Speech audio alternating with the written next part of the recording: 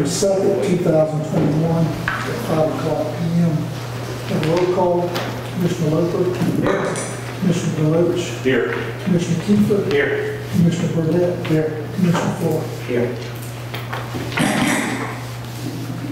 I'm going to ask if everyone would please stand for the invitation given by Commissioner Deloach.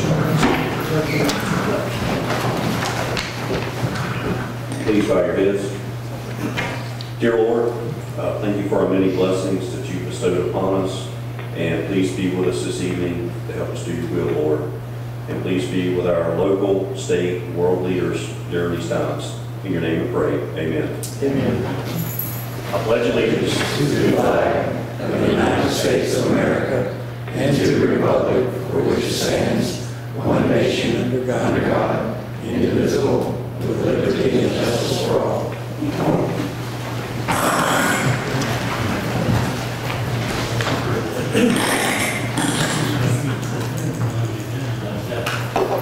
I've got a little laryngitis tonight, so if you can't hear me, you want to raise your hand, tell me to lean into the microphone, I'll do it. I'm going to go as loud as my voice will hold up, and I'll allow I need to our vice chair this evening.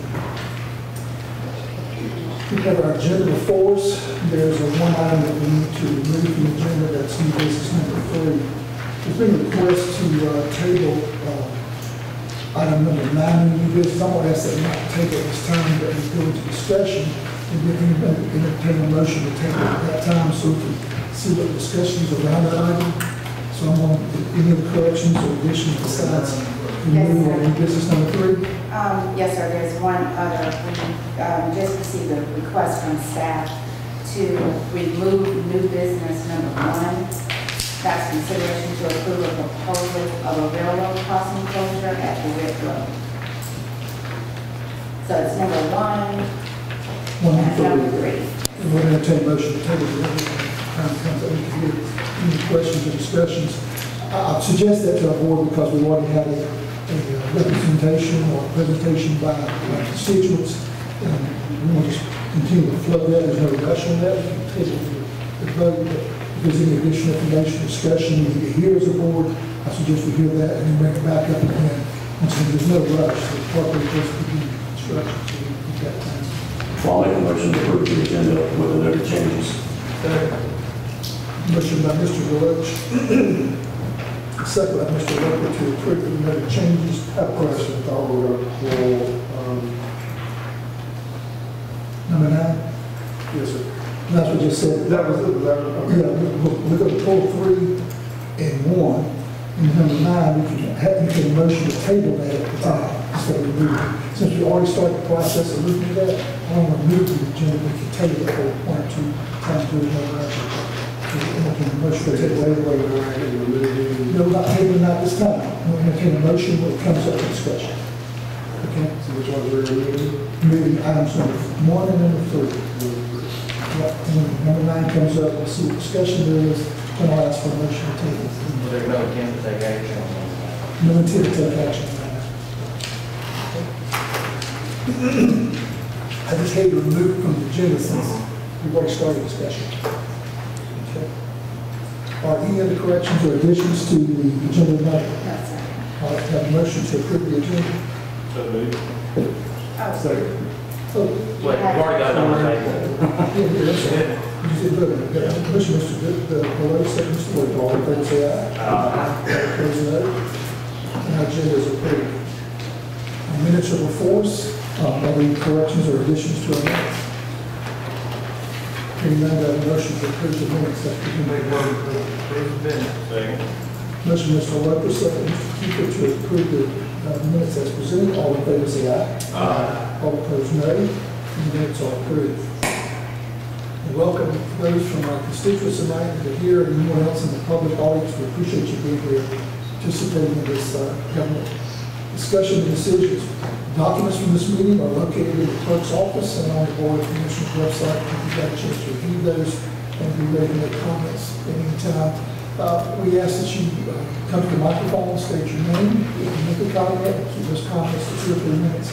We'll let anyone who wishes to speak to an item will have opportunity to do so. And with that, we'll move into our consent agenda. I'm going to ask our clerk so I can save my voice. If you read our consent agenda, then I'll call for motions. Consent agenda item number 1, consideration to approve to submit an application to the Governor's Office of Planning and Budget for Georgia Public Safety Officials and First Responders Supplement Grant.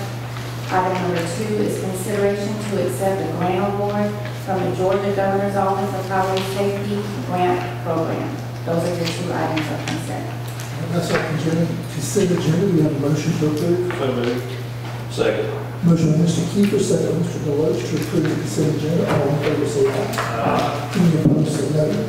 Hearing none, passes unanimously.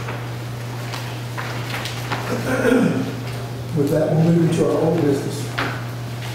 Item number 1 is consideration to approve a water and sewer agreement between Effingham County and the City of Port Wentworth to service Jasper Village Phase 2 located off of Old Augusta Road South. This item must be postponed from October 19th, 2021.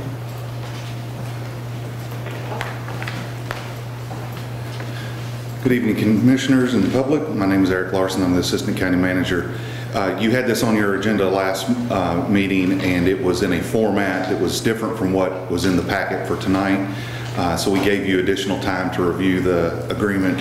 This is an agreement with Port Wentworth. They've asked us to provide water and sewer service in a development that is extending into their county and their city limits. That's an existing development, Jasper Village, in Effingham County, and the future phase crosses the county line into Chatham in the city of Port Wentworth, and they have asked us to serve that development with water and sewer. The agreement was approved by Port Wentworth last week at their regular meeting, and a copy of that agreement is in your packet. I'd be happy to answer any questions. I have one question. Did you get a chance to talk really about it on item 6.1? No, I don't. It was, I'll tell you real quickly, it was the terminations agreement. It was said by agreement, and my understanding is of both the county and Port Wentworth, correct? They could not just cancel it on their own after we invest this time and energy and expense. You just look at it almost positive. It was It 5 was 6.1. I just concerned that, we take on this, do the maintenance, and then they decide they want it back, and we just spend all this money. They cannot terminate without agreement with us, right? Yeah, because it says effective as of the date agreed upon by the parties. So it's in writing as well. So. Just want to make sure. Correct. Any other question, discussion? Motion to approve alternative 1. Make a motion to approve alternative 1. Second. Motion by Mr. Loper, second Mr. Deloach to approve alternative 1. All in favor say aye. Any opposed, no. Hearing none, that passes unanimously. Thank you. Item number 2 of the old business. The planning board recommends approving an application by Dave Burns as agent for Michael Larson for a sketch plan located at 780 Noel C. Conway Road for a 225 lot residential subdivision identified as Highway 30 development, map number 352, parcel number 58 in the first district. This was postponed to October 19th, 2021 meeting as well. Mr. Chairman, Commissioners, Doug Morgan, EMC Engineering. At our last meeting, it was the board wishes. The board requested us to meet with staff. So last week, me and the developer met with Teresa, Eric, and Mr. Tim to discuss y'all's questions and concerns and comments. And we did. We had a good meeting, and we kicked around a lot of ideas. And what you see before you is a revised plan where we try to incorporate as much of the ideas discussed by the board at the meeting in this plan. Basically, to make this plan a little clearer than the last plan, I colored all of the green space green. I will point out, however, you see a 25-foot vegetative buffer around the entire perimeter of the property where it adjoins Highway 30 and the adjoining landowners. That buffer is not included in our green space calculation. That is just a buffer we've added, is not included in the open space calculation. As you can see, I highlighted the open spaces green. We showed and added playgrounds, park benches around all of the open areas, oak trees, water feature, detention ponds. We added a pole barn pavilion, a basketball court, grilling area, picnic table area, fire pits. And then also we added 2 mail kiosks. We don't know, we'll discuss that with the Postal Service depending on how it's phased out. But we thought there should be one because the place has 2 existing entrances, one from the existing subdivision, one off Highway 30. So we have a mail kiosk on the east side and a mail kiosk on the west side. In addition, you can see we have added a total of 83 new off-street parking spaces scattered across the development at the majority of the open area places. There'll be 83 gravel parking spaces with concrete sidewalk around them. So that's, and basically we increased the open space and the developer chose to eliminate 1 lot. So now it's 224 lots, not 225. So if y'all have any questions or comments, I'd be happy to address them. Well, I do appreciate you working with our staff, and I like the off-street parking and some of the things you shared. I think that's a great effort. All of those board with the questions or session. Nah, I think y'all doing a great job. I appreciate y'all working with us to get that, because that's what we want to see in these new developments, is more green space and things for the kids to have right there in the neighborhood. Yes, sir. Well done. I think it's fantastic. It's great. The only thing I would be concerned with would be the gravel parking. Kids like to throw rocks. Gravel doesn't do well with asphalt. Right. Have to consider anything else. I'm good with the lane, where I work, we have gravel and asphalt together, and it's a mess a lot of times. Right. Maybe we could play basketball, so I think I'm basketball. But it's well done. I appreciate it. Thank y'all. Any other questions or discussion? Yeah. You have a motion to approve the sketch plan? Yes, I'd like to make a motion to approve alternative 1. Third. Motion, Mr. Floyd, to approve alternative 1, second, Mr. Loper. All in favor, say aye. Aye. Any opposed, no. Hearing none, sketch plan is approved. Thank y'all. Thank you. Thank you.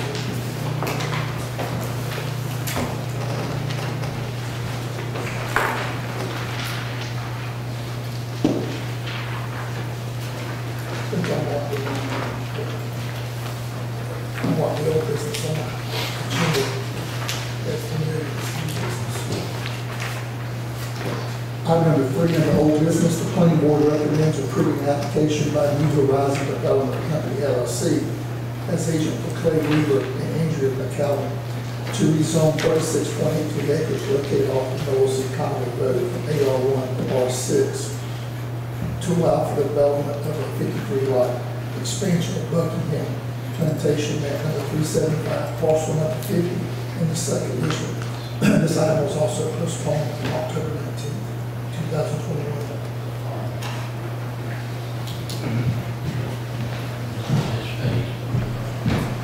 So I guess we'll open it up by this. I know the board expressed some concerns, some thoughts, and I'll let you address anything that you come up with for the staff that you are looking at, proposing, recommending. And then because we had a public hearing already, I still want to open this up tonight to see the comments from the speakers after hearing anything else that you're adding to this. Okay. Good afternoon, J.C. Helmy, EMC. After the last meeting, we did the same thing as Doug said. Met with staff, went over recommendations. The owner has agreed when he said put in a playground and a pavilion by the pond, along with extra parking, one to be handicapped, to give them something, and also some benches around that pond as well, to give them somewhere to sit.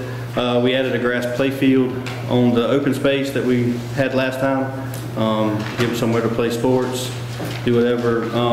We'll have some kind of buffer to kind of keep the balls to stay in the area instead of running all around. And we also added a mail kiosk in this one as well. It's going to be dependent on the post office, what they say, since it's at the back, but if they agree to it, they'll install it, and it takes at least 50 people away from the existing one at front of the subdivision. That way, it's not as crowded. And we also added 4 spaces, one to be handicapped is added as well. And there's spaces at the play field as well for extra parking. Once again, I appreciate the developers listening to the concern of constituents on the board and addressing this. Open up a public public hearing to see if there's any additional comments from the public before I listen to the board and any questions they may have for me. So anyone from the public who might like to speak for this rezoning, against this rezoning? Anyone speaking in opposition? Hearing none, I'll close the public hearing and see if there's any discussion from anybody. I really appreciate you guys going back at it. Will there be a fence around the woodway area? Yes, sir, there's going to be some kind of buffer, whether it's the dark lines that you see on the side right now are shrubs.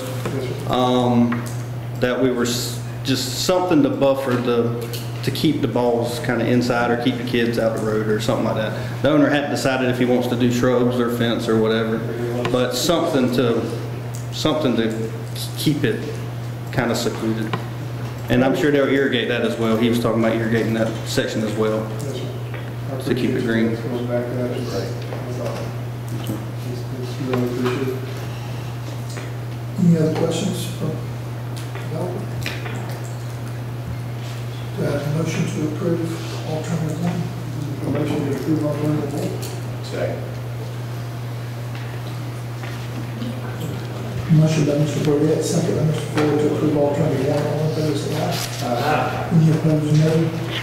Hearing none, it passes unanimously.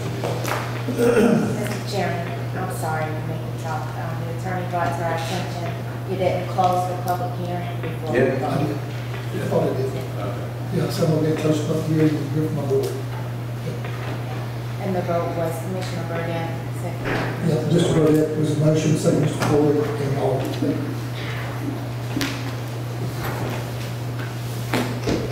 Sometimes I don't, so thank you for checking me out. I appreciate it. We'll do our second reading.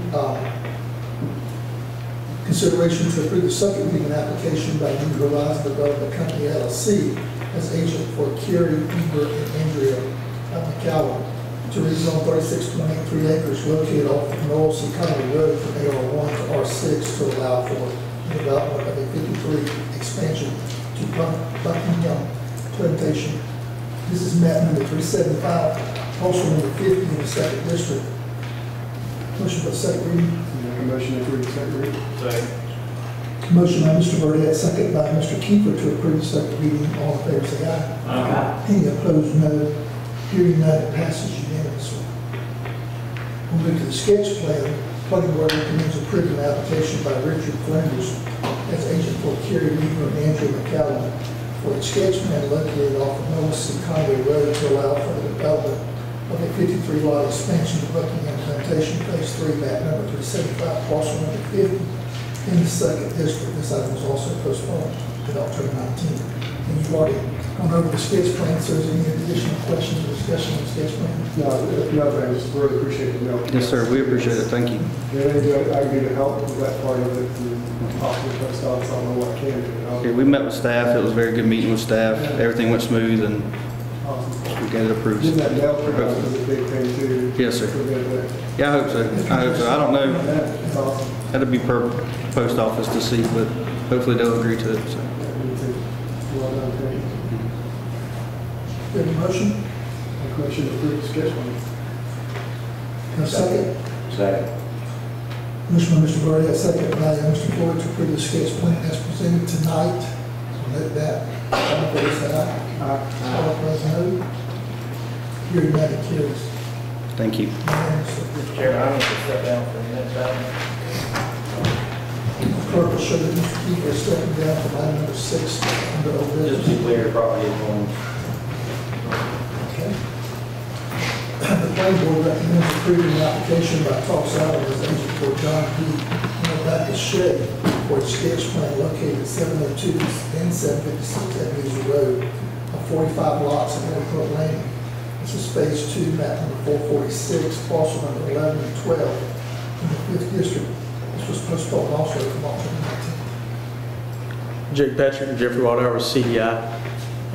We've done the same, met with staff last week on concerns and come up with a change plan. We actually dropped a lot down at the end of where 69 would have been and moved it over and it added parking with 10 spaces.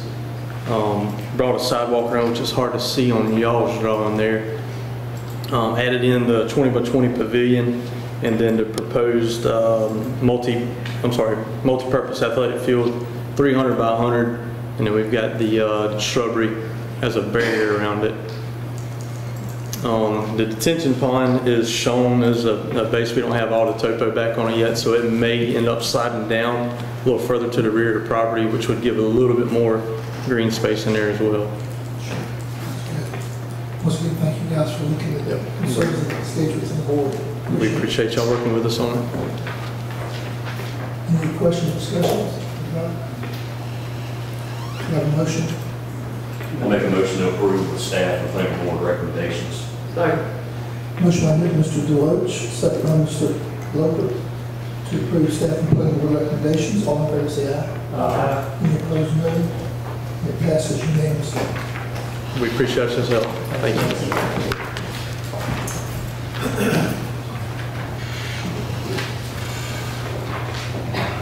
Public move that Mr. Keefer's return for the new business. Item number 1 was removed. We'll move to item number 2, presentation of the 2021 Transportation Masters.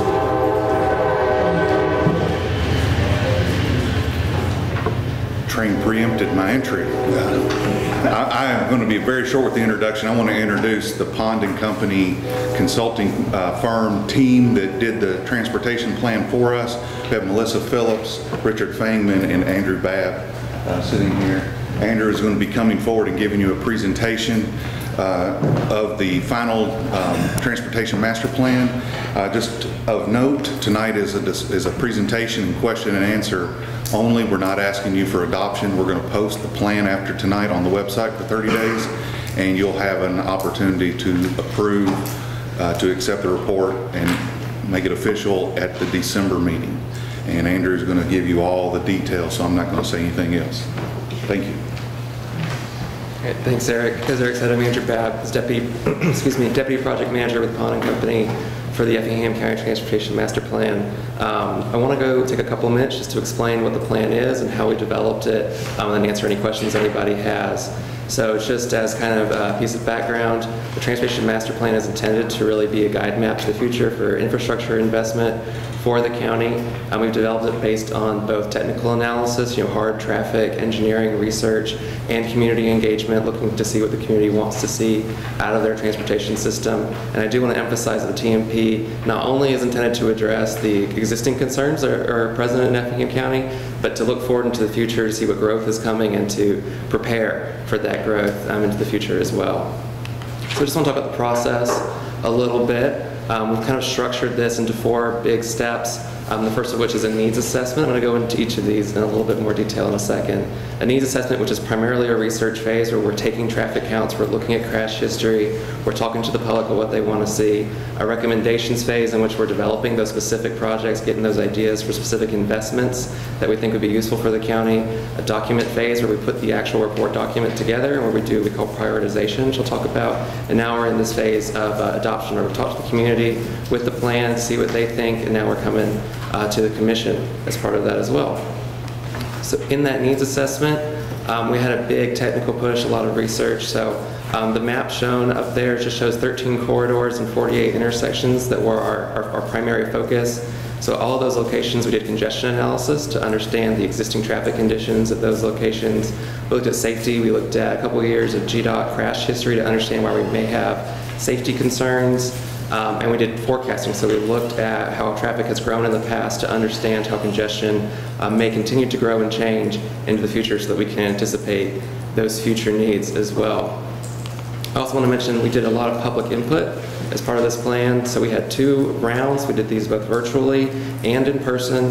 The first round was part of the needs assessment, and we focused on hearing what needs and concerns the community has. So that map on the right shows the results of an online map activity where people could tell us where they were worried about traffic congestion, or where they were worried about safety, or where they had any other transportation-related concern. We had a second round of public engagement as well, where we brought the specific projects and improvements to the public and asked them what they thought, and we used that feedback to further refine some of the recommendations that you'll find in the plan.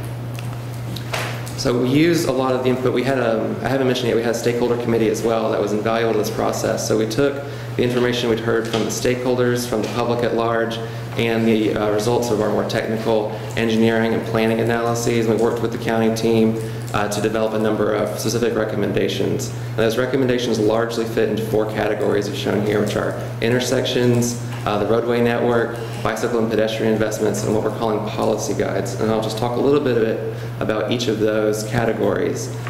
Intersection improvements is by far and away the largest category of improvement in the plan. This is everything from adding a left-right turn lane or a right turn lane at a specific location to a new traffic signal or a roundabout into the future. A number of these are also specifically safety improvements in locations where we saw a history of higher than typical crashes, or where we just know there are certain things that need to get revised. And these are really intended to loosen up bottlenecks, to be really cost-effective as an infrastructure investment into the future.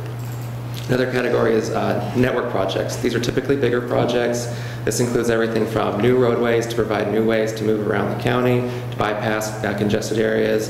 It also includes a number of what we're calling freight upgrades. So, Effingham County has a number of roads that experience a lot of freight traffic, so these projects are intended to improve the roadway structure so that they can really maintain that load and they can handle that traffic on them. And we have a couple of roadway widenings in here as well for the future. And we have a number of bicycle and pedestrian projects. Because this is a county-wide plan, we focused on regional connections. So what we've identified is a number of projects that would create kind of regional connectivity between the different cities in Effingham County and to connect to the other more built-up areas as well. We also have one more category of recommendations in here. We're calling these policy guides. Basically, all of the specific project recommendations are oriented towards specific locations and specific congestion that we anticipate in the future. The policy guides are suggestions that the council do a further investigation and develop policies in a couple of categories into the future, so that as new growth happens and as new challenges arise, you have a policy in place to best address those. So we just have a framework really in the document for the commission to come back to in the future to develop more fully. Once we were done with this, we had well over 60 specific projects that we have recommended. We wanted this plan to be a little bit more directed than just here's a number of improvements you could do. So we've done what we call a prioritization. What we've done is we've taken 2 kind of categories of scores and ranked our different projects. So that technical score includes considerations like how many vehicles go through the project area today, how much congestion exists today, what level of crashes have happened in the past, to really understand kind of the numerical, more hard side of things. And that input score is based on what we heard from the community. So we asked the community questions like, what kinds of projects do you want to see? What's most important, whether that be north-south travel or east-west travel? And so those kinds of considerations are in the input score. We combined those and we sorted the projects out into these 3 tiers, short-term, mid-term, and long-term. That also considers that some projects take more time to develop, right? A new roadway certainly takes more time to build than a right turn lane at a given location. And so the report document includes things like cost estimates and these different scores broken out individually, and then sorts those projects into those buckets. So like I said, this all comes together into the TMP document. There's a lot more detail in that document than what I've given right now about the specific engineering and planning processes we've gone through, the public input activities we performed, the feedback we received from those. There's more information about the specific project tiering in there as well. Hopefully that was a useful overview at the very least. And at this point, we're happy to take any questions. No, we all want to dig a little deeper into it. We'll come back. Are there any questions tonight from on board?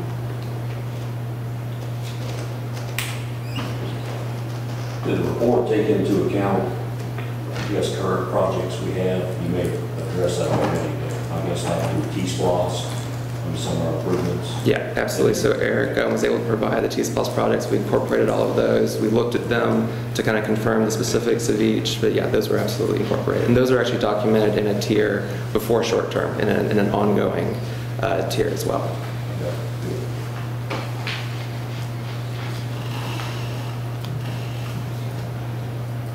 Anyone else? Thank you very much for your presentation.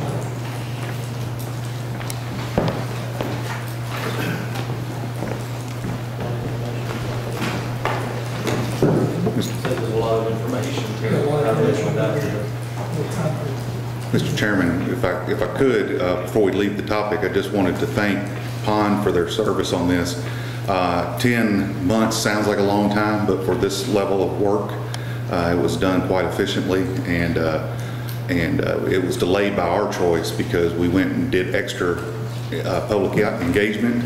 In the age of COVID, we had poor turnout at one of our events, and PON, without complaint, did an extra public outreach for us, and we delayed the project a month for that. I just want to thank them for their service. They were a pleasure to work with, and they probably will not be here in December unless you request them, so I just wanted to thank them while they were here for the work on the project. Appreciate it. Thank you.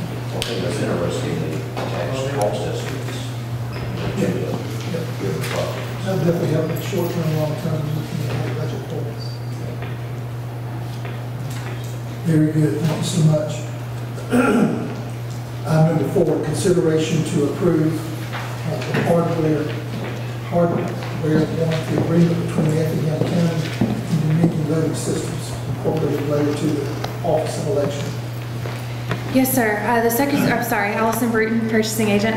The Secretary of State entered into a master solution purchase and services agreement contract with Dominion in July of 2019. The state authorizes the county to purchase voting system hardware warranties for the voting system items purchased by the state of Georgia for the use by the county. Staff is recommending alternative 1. So we're purchasing the warranty. How long Yes, is sir. the warranty for? It's for a year. For 1 year? Mm-hmm. So we're going to do $30,000 every year? That's my understanding, yes, sir. For about, I think the sheet was included, it's about $400,000 worth of equipment is the cost for the equipment new. I'm presenting on behalf of Olivia. She could better answer your questions, but that's my understanding. So we can't approve it, it just seems like a lot of money for the insurance for $400,000. I do believe they have it requested in their budget, is my understanding, and it is budgeted as well, so. And I just want to Yeah. respect, got a $400,000 house, I would not expect to pay $30,000 of insurance for it. Yes, A sir. year. I understand. So it's they have a monopoly. Any questions, discussion from the board? Motion to approve alternative 1. Make a motion to approve alternative 1. Second. Motion, Mr. Deloach, second by Mr. Floyd to approve alternative 1. All in favor, say aye. Aye. Any opposed, no. And it passes. I have a quick question. Does anything go with that warranty, like maintenance? Do they come in and maintain if something does? That I'm not sure. I believe so, but I would have to check with Olivia to make sure. Well, my understanding when she described in the budget process was yes, that they got the first year of maintenance and warranty covered by the initial contract. And then we're then responsible for the same thing for every year after. So this is... They'll do all the costs, labor, materials. Kind of like when we get if we were to buy a new server, we, like the Motorola stuff, basically we just kind of re-up it every year. And they handle all the heavy lifting, light stuff we can do. They'll do the light stuff too. Nice. Item number 5, new business consideration to approve an agreement between the Effingham County Board of Elections and the Century Data Management LLC for removal and destruction of hard copy data and other designated confidential material at the Office of Elections. Yes, sir. So currently staff is shredding these themselves in personal sized shredders that they have. It's burning a lot of man hours and a lot of equipment. And so they are requesting this agreement. Staff's recommending alternative 1. Any questions or discussion? Motion for alternative 1. Make a motion to approve alternative 1. Second. Motion from Mr. Deloach, second Mr. Loper to approve alternative 1. All in favor say aye. Aye. Any opposed, no. Hearing that passes unanimously. Item number 6 in the new business, consideration to approve resolution 51-053 related to the surplus of various items. Yes, sir. So the list of vehicles in front of you are vehicles that have been replaced by the enterprise vehicles we've received.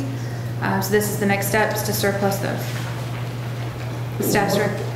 Here, it's got like, but there was one item, 2017 Ford F-150. Why is that one getting surplus? Is it red? What's the, That was just the next one on the list to be replaced. it just seems like not a very old vehicle, 4 years. They're gonna, and I have to look at the one, if it's a mileage issue, and kind of what they're doing right now is they're matching vehicles. If, in some cases, the sheriff will say, hey, I'd rather give up this one because it's been a maintenance headache, and then we'll review it, and if it's optimum time to sell, we're getting a substantially higher amount for the resale of vehicles than we had estimated, but the problem is we're not selling many of them because we're not getting new vehicles in to replace them. It's just, they'll look at the optimum time to sell, and that is going to be based on not just years, but mileage and where the market is. So. Yeah, and I don't want to belabor this and extend the meeting for this small item, but I recommend when you got a vehicle, like the 2010 is obvious, it's 11 years old, 2011, that was kind of obvious. When you get the vehicles that are 4 or 5 years old, anticipate that and go ahead and come up with something from the sheriff or EMS, whoever's asking it, why is this vehicle, so we can see it in our packet. Absolutely.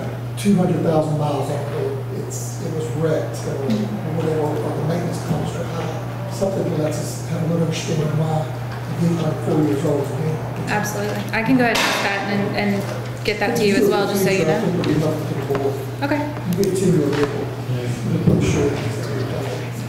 That would have been a good truck for, that'd have been a good truck for the animal control out there. They don't drive it much anyway. You already got them to you and stuff. Yeah, I mean, like I said, we are in the process of basically swapping out every vehicle as it comes in. So this one, there are a lot older vehicles out there, but this one, there was a reason why, and I just don't have it here, why they recommended, why the Sheriff's Department recommended this one versus the other one. So we are actually getting vehicles in? Some, very limited. So Ford F-Series pickups we're getting in, and some maybe 2 or 3 SUVs, We're about to have a couple dozen Chargers as well. Chargers, that's it, for the sheriffs. But the other stuff is waiting until 2022. They've essentially canceled our 21 order because they couldn't build them because of the chips, and price protected us and put them at the same price for 2022. So hopefully you'll see a large amount of vehicles come February. And we've already paid for these vehicles? No, we pay for them as they come in. We pay for them as they come in, so we're probably performing very well under budget on these. It's just that,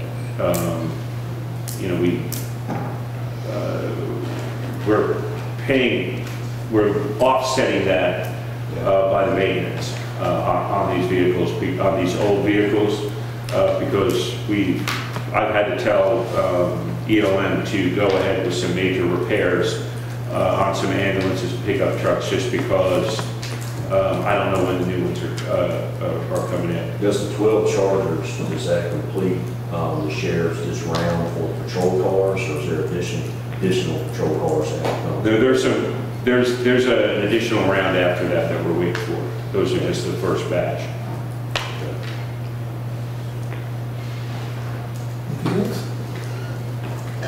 Get a motion for alternative one? So moved. Second. Motion Mr. Kiefer, second Mr. Deloach for alternative one. All in favor say aye. Aye. Any opposed, no. Hearing none, passes unanimously. Item number 7, consideration to approve purchase order 22-105-001 for the purchase of a sewer bypass pump. Yes, sir. So 3 submittals were received for this, and the tabulations included in your packets. Rain for Rent and Go Forth Williamson both submitted a proposal for the same unit. While there were exceptions listed in their submittals that were different than what we had originally requested, staff has determined that those exceptions won't be an issue. EOM personnel and staff have reviewed the submittals and recommend alternative 1, award to Rain for Rent. Any question or discussion? Motion for alternative one. Make a motion to approve alternative number 1. Motion by Mr. Burdette, Mr. Lippert, can I use a second? I'll second. Okay. All in favor, say aye. Aye. Any opposed, no. Hearing that passes unanimously. Thank you. Item number 8, under business, consideration to approve the revised engineering design standards for sanitary lift stations. Good evening again. I'm Eric Larson, County Engineer in this capacity for this item. We are doing a little bit of housekeeping. We're simply asking you to approve a change in our technical design standards for sanitary sewer lift stations. What's in our code is old, it's out of date. Industry standards and modern equipment has replaced what we show in our design standards. This is simply an opportunity to get our standards up with the current trend. We're already building them this way. Our standards are just out of date. We're trying to update our code. That's the long and short of it.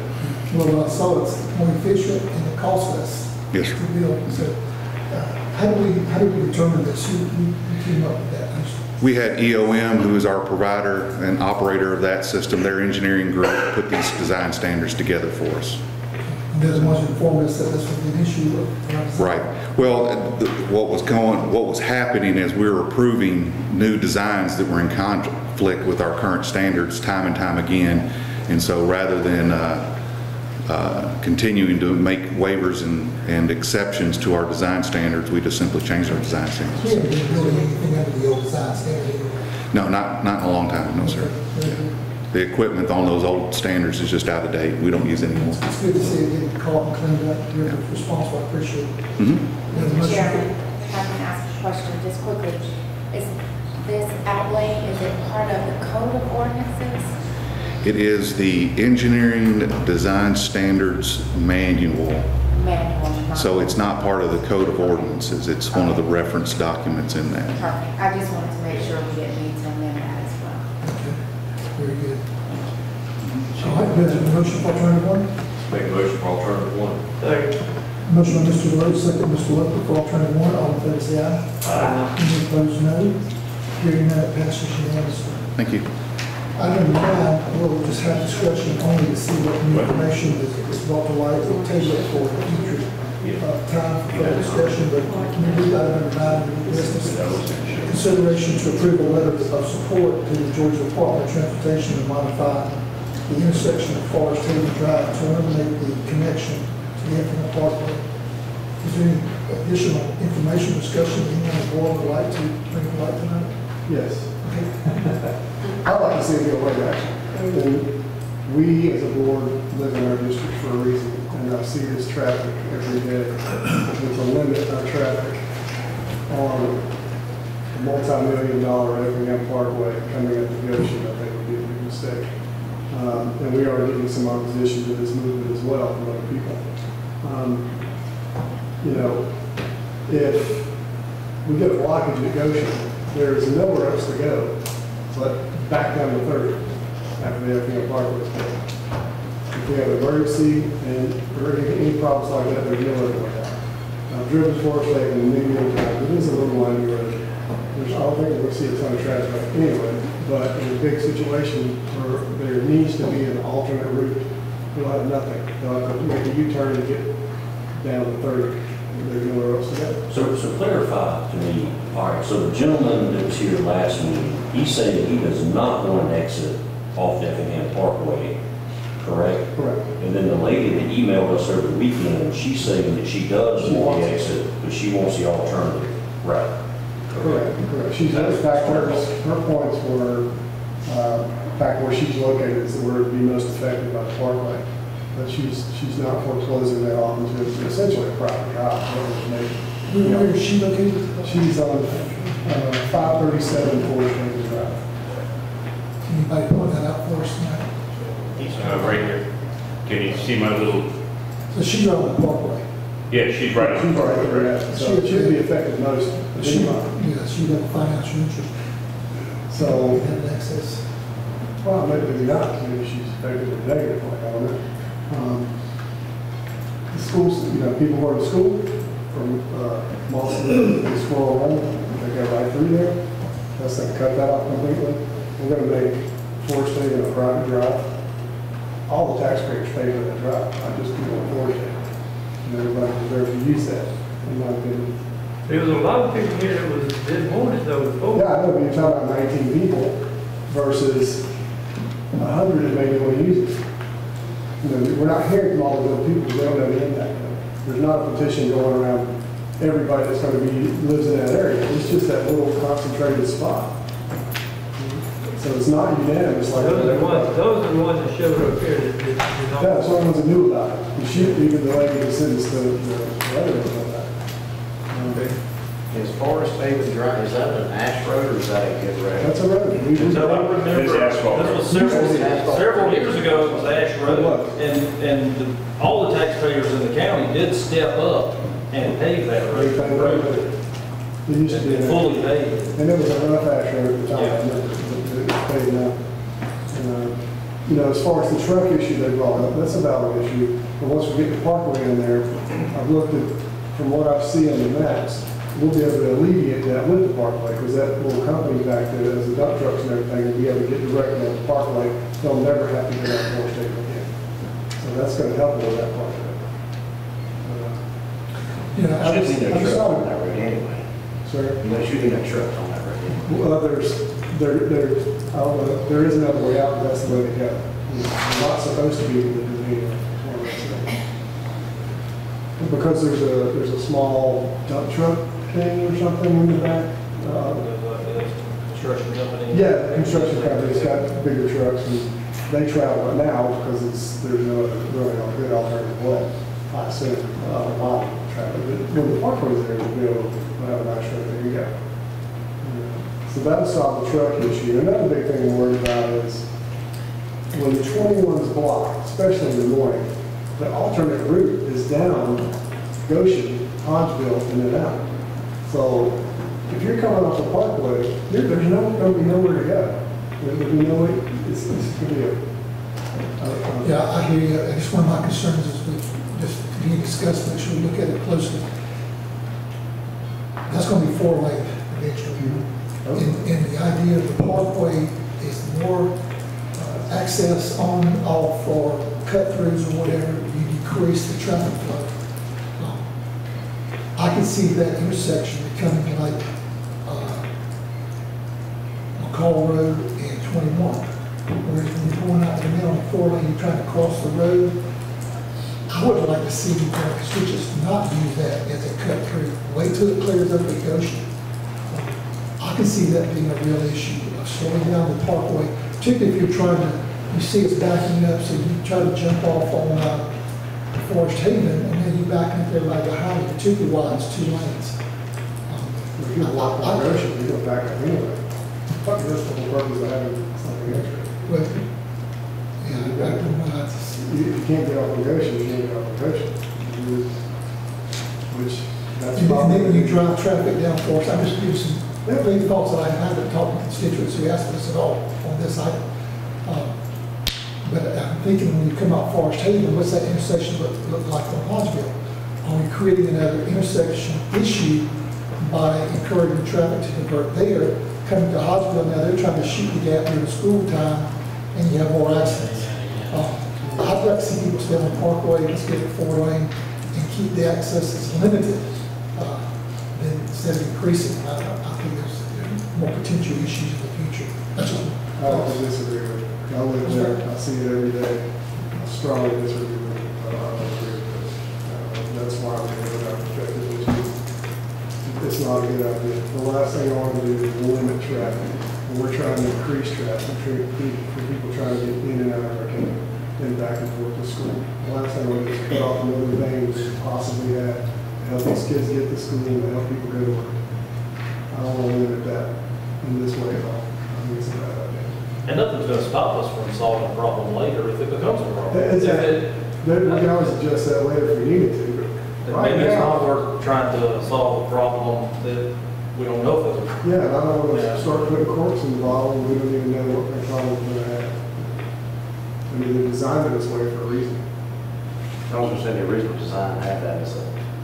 Yes, sir. And there is no other way, I'll look at it earlier with Tim, other than a dirt road down which doesn't even have really. Yeah, Keller Road, which is just a dirt road going into Port Wentworth. So if you bottleneck, you're just doing a U-turn. Yeah. If you're trying to get off on the Goshen, what's your next one? BJ? Personally, I don't deal with this traffic, this area, so I'm going to lean on those that do. Sounds good. You want to go ahead and make a motion to table to let folks know that we're looking at it the next meeting, or make it forward? Yeah, I feel that strongly about it. That's the last thing that people in my district want to see is another way not to go. They want to. Well, I'll agree with Commissioner Kiefer. Not because I don't deal with it, it's not important, it's important, but I'll lean on you for that. I'm not aware of that traffic issue. We have such a dense population. Well, as Mr. Kiefer said, though, if it's left as is, it does become a problem, then we can. Yeah, exactly that. Close the issue. later point. I think it's much easier to close later than it will be to open it up later. Sure. Right. Yeah. I'll agree with that. From a design standpoint, because it's done, it's designed, it's. And we'll go spend extra money to You read can still have an option that way. Are you Extra money to go back. Yeah. Is anyone tonight here that is asking for this road to be closed? And I'm entertaining any kind of motion. I would make one caution that since they did spend so much time making a presentation and presenting this to us, that I recommend that we take a motion to table it, give it a chance to come and hear what we should, which I think is good information, and why we're doing it. That's why we're moving on the road. So I'll entertain any motion to give, I just like to state it. This has been going on a long time. Even the lady pointed out, the petition itself is 3 or 4 years old. It's the same thing. Very detailed email. Yeah. And she wasn't made aware. I mean, it looks like to me, just making a guess here. They chose all the people that they were on their side and everybody else they didn't want to talk to. This lady didn't even know that we were talking about it. People aren't afforded the opportunity to speak up about it. If we're going to do this, we need to make some kind of public notice. If we're going to squash it, we need to make a public notice so everybody involved there can at least chime in and let us know. But even if you do that, how many more residents that live around there are going to have issues because they don't have another way out? You can't really. These are all good points. I was just suggesting that, and just show this, the constituents that asked for it, the reason it's that old is because I told them I wouldn't let them come to this board until we had a let contract.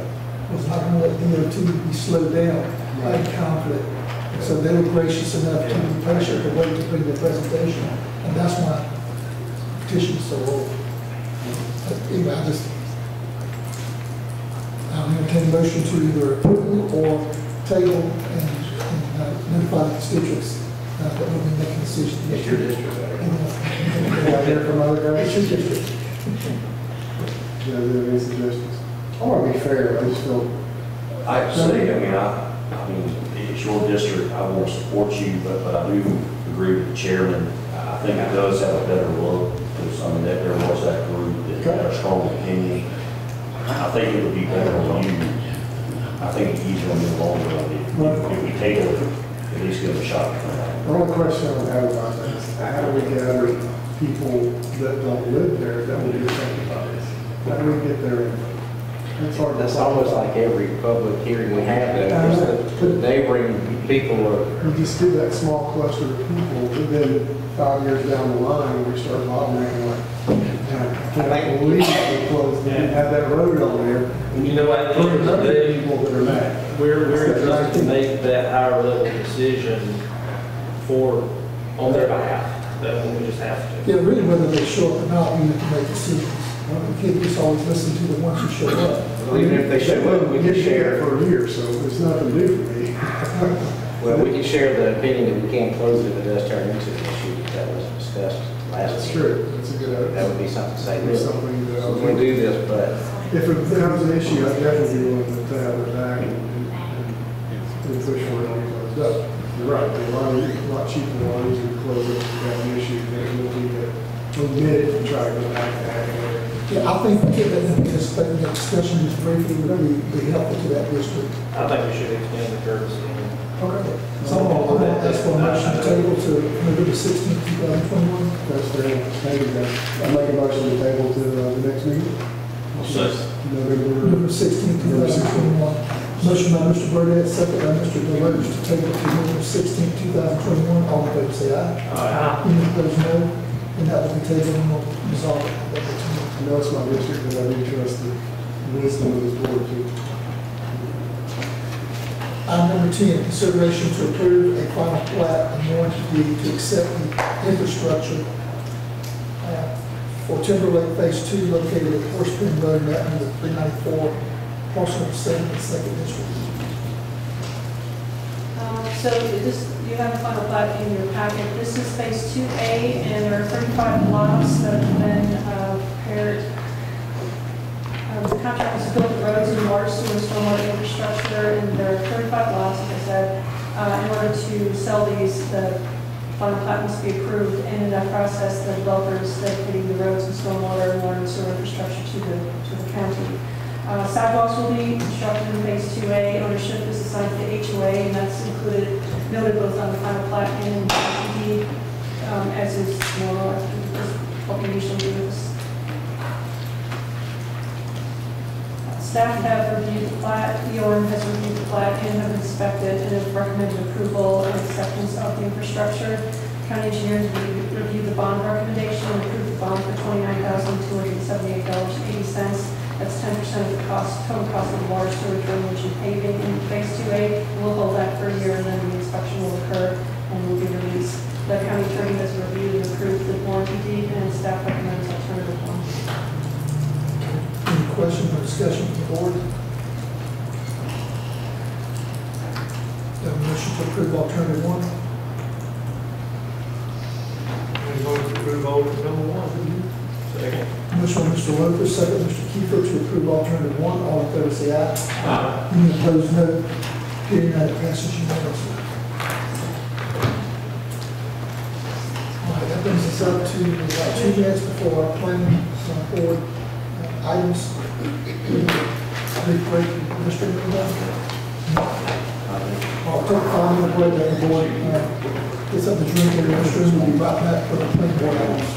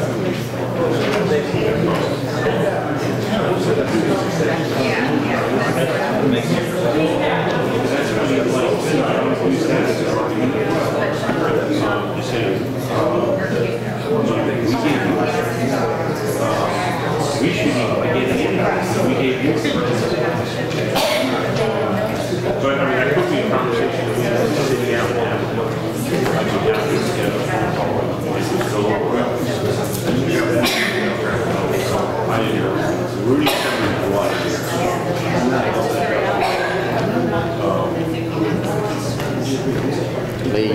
You don't live there.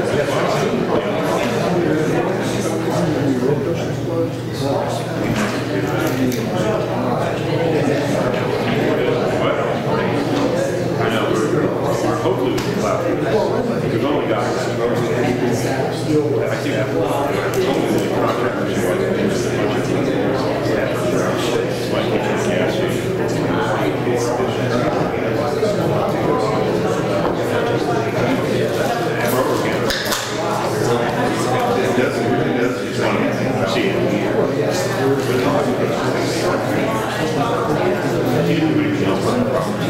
station.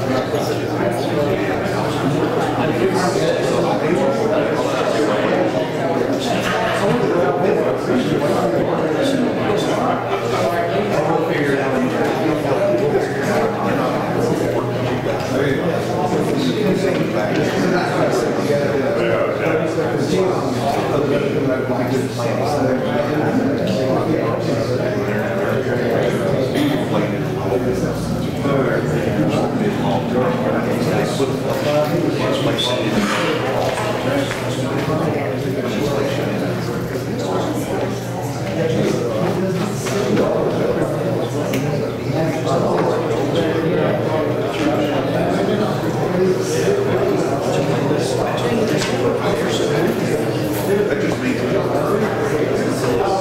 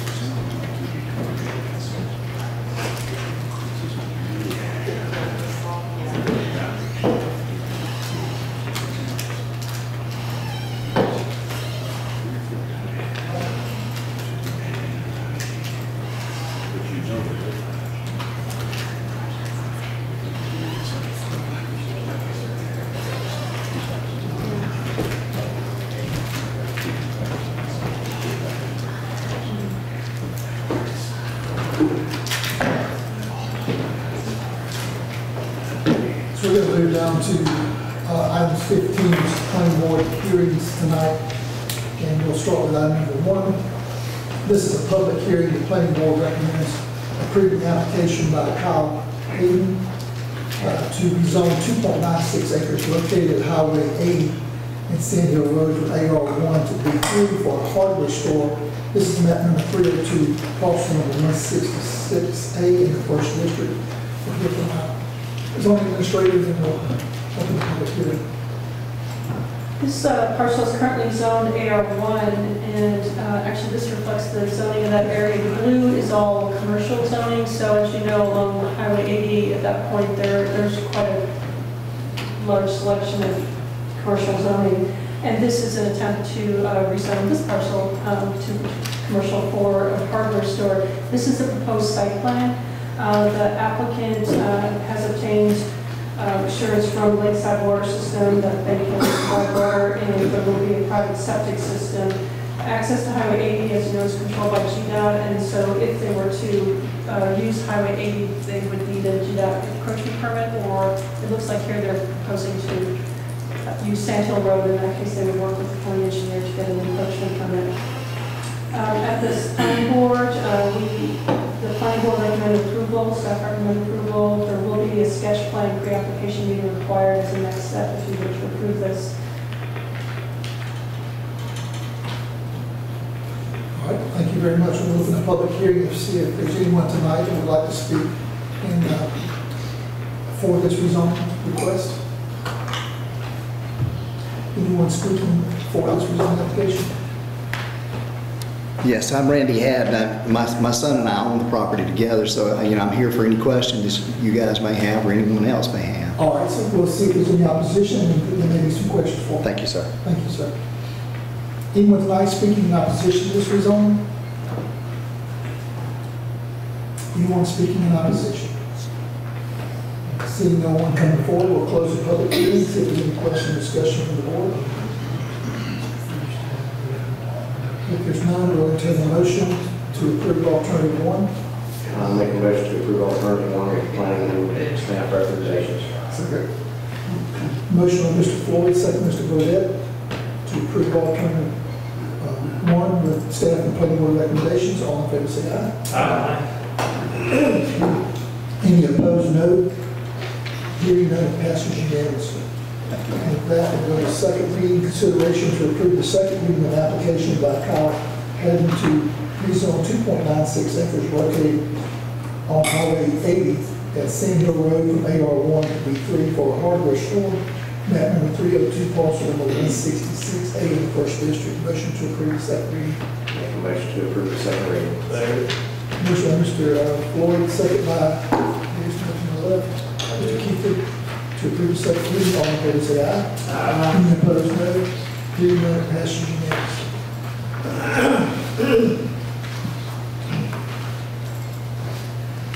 Item number 3, under public hearings, the planning board recommends approving the application. I'm sorry. Item number 3, the planning board recommends approving the application by Dennis Morris to rezone 38.38 acres located on Old River Road from AR2 to B3 to zone AR2 and B3 to an I1 to allow for the development of an industrial warehouse. This is map number 305, parcel number 344B, and map number 305A, parcel number 46 and 47. So as you noted, there are different zonings in this area, and this display shows that the interior parcels are commercial. They're currently zoned B2, and then the 2 parcels to the north that are part of that residential strip there, they are AR2. So the plan is to rezone all of these together to industrial.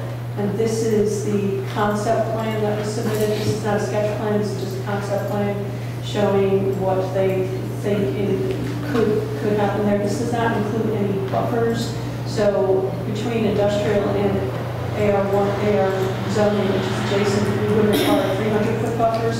So this, without variances, is not possible, but the applicant hasn't indicated whether or not they would come back to us with either a smaller warehouse proposal or with a variance request. That we haven't had that sketch plan pre-application meeting yet. This is just a concept plan. Yes, it's a concept. So those residential lots go away? They're on the first lot? These are zoned AR2. They're not currently developed as far as I know. Okay, so you still got residential lots right now? Oh yeah, all around it. That's all residential. So all of this is zoned AR1 or 2. Yeah, all of that green, it's all zoned AR2, so the buffer would be 350 feet. So that's just to note that it's not included in our concept plan. And the next step, if this were to be approved. So we're not voting, we're voting strictly on rezoning, not any type of sketch plan or anything like that? That's correct. Yeah, that concept plan is something that was just been floated as a maximum build out. What's the closest I-1 to that? Across the street, that's very close to Fort Rush. Yeah, all the red is industrial zone. And this is just south of the I-16 interchange. So while Old River Road is not a truck route, it is very close to I-16, so there is that.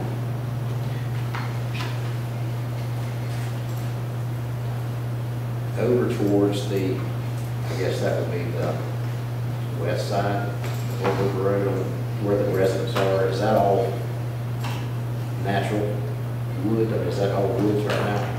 I was out there a few days ago. So this basically, looking straight at it, there is an open area. There are some vehicles stored there, but there is a good bit of, there's a good bit of wetlands on the property, and then there's a good bit of tree coverage as well. So really, there's just, you can see it on the aerial here. So I was parked here taking the pictures. You can see there's some parking here, and then all of these trees. And then I think this shows. What would the side, what's the side buffer set, or set side setback be? Yeah, right there. What would that be? All of this would have to be 300 feet, according to our current ordinance. I mean, according to our ordinance, given the current zoning, if this were to become industrial to this residential, it would require a 300-foot buffer all around here. So this couldn't happen without a variance because this shows pavement all the way up to the property line.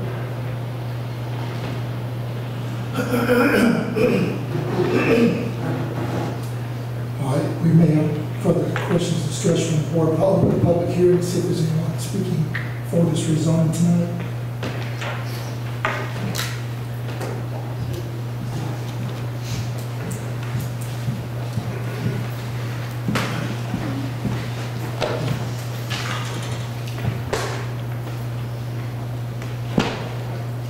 My name is Dennis Morse, and this is Doug Morgan with EMC Engineering. We looked at this piece of property back in 1990, and David Mason was developing the residential area there. And at the time, they had some issues there with DOT putting 2 roads in there. And at that point, when I was putting the water system in, we went to DOT meeting, and DOT showed us some sketch plans showing all of Old River Road, 4-lane highway to 204, 204 to 95. Also, it showed Old River Road all the way back to Highway 80 and Highway 80, 4-lane all the way to Statesboro. At that point right then, when we was putting the water system in, I made a deal with David Mason to buy this piece of property. And because I seen industrial stuff coming in this area. So I invested quite a bit into this there for that purpose. And the first part of that property there, 5 acres, was already zone B3 right there on the highway. So when I've kind of been working through the years developing the property right there, so I've had some offers on it from to put an industrial warehouse there.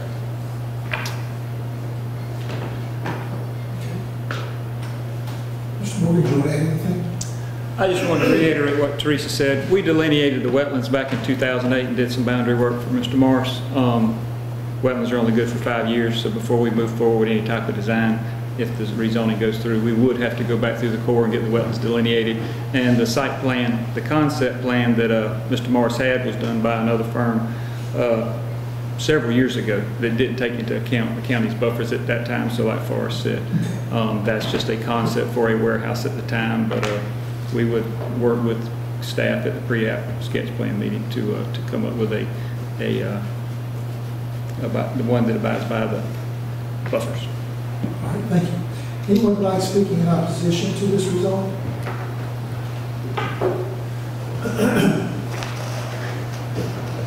Anyone in attendance speaking in opposition to this rezoning request? Seeing no one, I'll close the public hearing and see if there's any additional questions or discussion from the board. The little design y'all have there, putting out in those residents, it's going to be hard to not have that buffer that we would need. So take that into account when you come back with your updated sketch plan.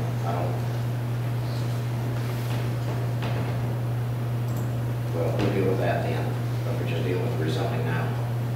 Are the residents living there now, or is it just lots? Say again? Are those just lots for the residents living there now? There are residences. I mean, I won't say that every lot is developed, but there are certainly residences in all of those adjacent streets. You might want to even consider some type of berm that might help with the sound and lights. Depends on where the warehouses are located and how trucks are coming in and out. You can have that with other locations where berms were built. If it stays, trees or, the natural growth there, 300 foot should probably stop. If they're high, and they could be. The one out there, the berm is not very high, but that's true. There's nothing in this alternative recommendation to approve that changes anything with the setbacks though, correct? No, we're requiring the sketch plan and all the usual standard FEMA wetlands delineated, development plans, and our various standards and traffic studies to do. Any other questions or discussion? Alternative 1 has 5 conditions on it. I entertain a motion. Make a motion, we approve alternative 1 with the 5 stated conditions. Motion by Mr. Floyd, second by Mr. Kiefer, to approve alternative 1 with the conditions as stated. All in favor say aye. Aye. Any opposed, no. And the zoning is approved. Moving go ahead and have the second reading consideration to approve the second reading application by Dennis Morris to rezone 38.38 acres located on Old River Road from AR2 and B3 to I1 to allow for the development of industrial warehouse, map number 305, parcel number 344B, and map number 305A, parcel number 46 and 47. Motion for second reading. Make a motion to approve the second reading. Second. Motion by Mr. Floyd, second Mr. Burdette for second reading. All in favor say aye. Any opposed, no. Hearing none, it passes unanimously. So we'll move to item number 5 on the public hearings. The planning board recommends denying an application by John Farmer as agent for Yashi Desai to rezone 20.12 acres located at Old River Road from B2 to B3 for the development of a truck stop and convenience store, map number 329, parcel number 41B in the first district. We'll hear from our zoning administrator and then we'll open the public hearing. Okay, this parcel is currently zone B2, but for a truck stop as intensive as proposed, we advised rezone to D3, and that's how we handle Love's and Parker's too. Basically, large-scale convenience gas stations and truck stop, we're asking to go to B3. I will note that all commercial B1, B2, B3, that the buffers on that are only 30 feet regardless of what the intensity. So B1, B2, B3, that is the buffer. This, because of the submitted concept plan showing a truck stop with more than 3 fueling stops, we had to submit this for regional review, so that did delay it a month, and because of the timing, we did have to send that off for regional review, and then we did receive a report. And as a note on that, as you know, our future land use, we have a future land use map, well, the regional plan includes a future land use map as well. And the county's future land use map shows us an agricultural and forestry area, which can include uses such as land dedicated to farming, agriculture, or commercial timber, or plywood, pulpwood harvesting. But as you also know, the future land use map isn't necessarily reflecting what's happening in our county, and we're in the process of revising that. The regional plan, future land use map, actually shows the area is rural, although given that it's close to an interstate, that's maybe not such a great selection, but it does show it as rural, and as such, that it's not particularly compatible. That's the regional future land use map. It's not something you necessarily have to take into account, but it was interesting to me that a site right next to an interstate would be considered rural. That seems odd. Anyway, moving on, this is not a county truck route, as we mentioned in the last case, but it's right next to the interstate, so it did seem that it could be a good fit. The issue that came up at the planning board, though, with the opposition from the neighboring subdivision included concerns about being so close to a commercial property with so intensive, such an intensive use with trucks idling overnight. So the 30-foot buffer, the residents felt would not be enough. This concept plan, which I don't seem to have, there we go.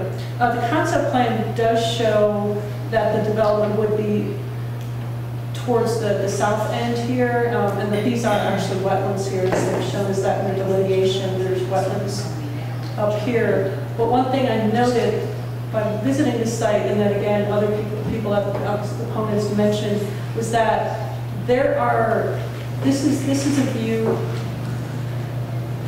This is the aerial view, and our aerial photography is new. It's from just less than a year ago. The guardrail from the I-16 on-ramp there extends quite a ways up. This is the entrance to the Industrial Development Authority property where the warehouses are currently under development. And so this is the area that's shown on the wetlands map as having, wetlands right there. So it kind of, we're a little unsure of how this entrance could emerge onto Old River Road, where there's a concrete guardrail followed by a metal guardrail a little further up. But the engineer, I think, is here tonight.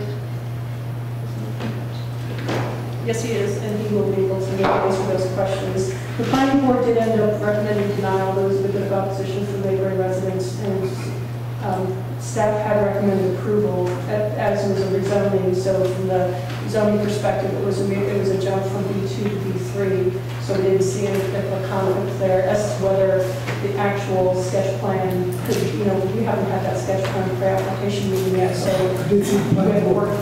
recommended denial, did it say why they denied it? It was in response to neighbor opposition based on concerns about loitering, trucks idling overnight, and just an intensive use so close to their residences with such a small fire buffer. Across the street, just to clarify, that this is right off of 16, across the street is the IDA property, is that correct? That's correct. Do you want to make some comments? Yes. We're going to agree to the public hearing, we'll begin with those speaking for this zoning. Thank you, Mr. Chairman, members of the commission. My name is John Farmer. I'm representing the owner and the client for this property. There was some opposition for that, and I fully understand you don't want to be your bedroom in the same place where a truck is running all night, and of course I understand that. One of the things we were looking at and mentioned during the meeting was actually putting in a berm, which would probably have to be at least 15 foot high, maybe higher, which means can you go back to the site plan? Thank you. Those parking spaces that are the north, right there, that's about yeah, there you go. The end of those parking spaces are about 60 foot away from that property line. So what we could probably do is get rid of those, and that'd give us at least 100 feet. And that would give us enough room to put about a 15 foot high berm, earth berm. Because we can vegetate 100 feet is all we want, but it's not going to stop that much sound. Another option was to, and I haven't seen this before, but one of the commission members said that he had seen where there were plug-ins for trucks that stay overnight where they don't have to run their engines. And they could have air conditioning, electricity, they could recharge batteries, whatever they needed to do, which would also cut down noise, and that could be something that would be worth looking into.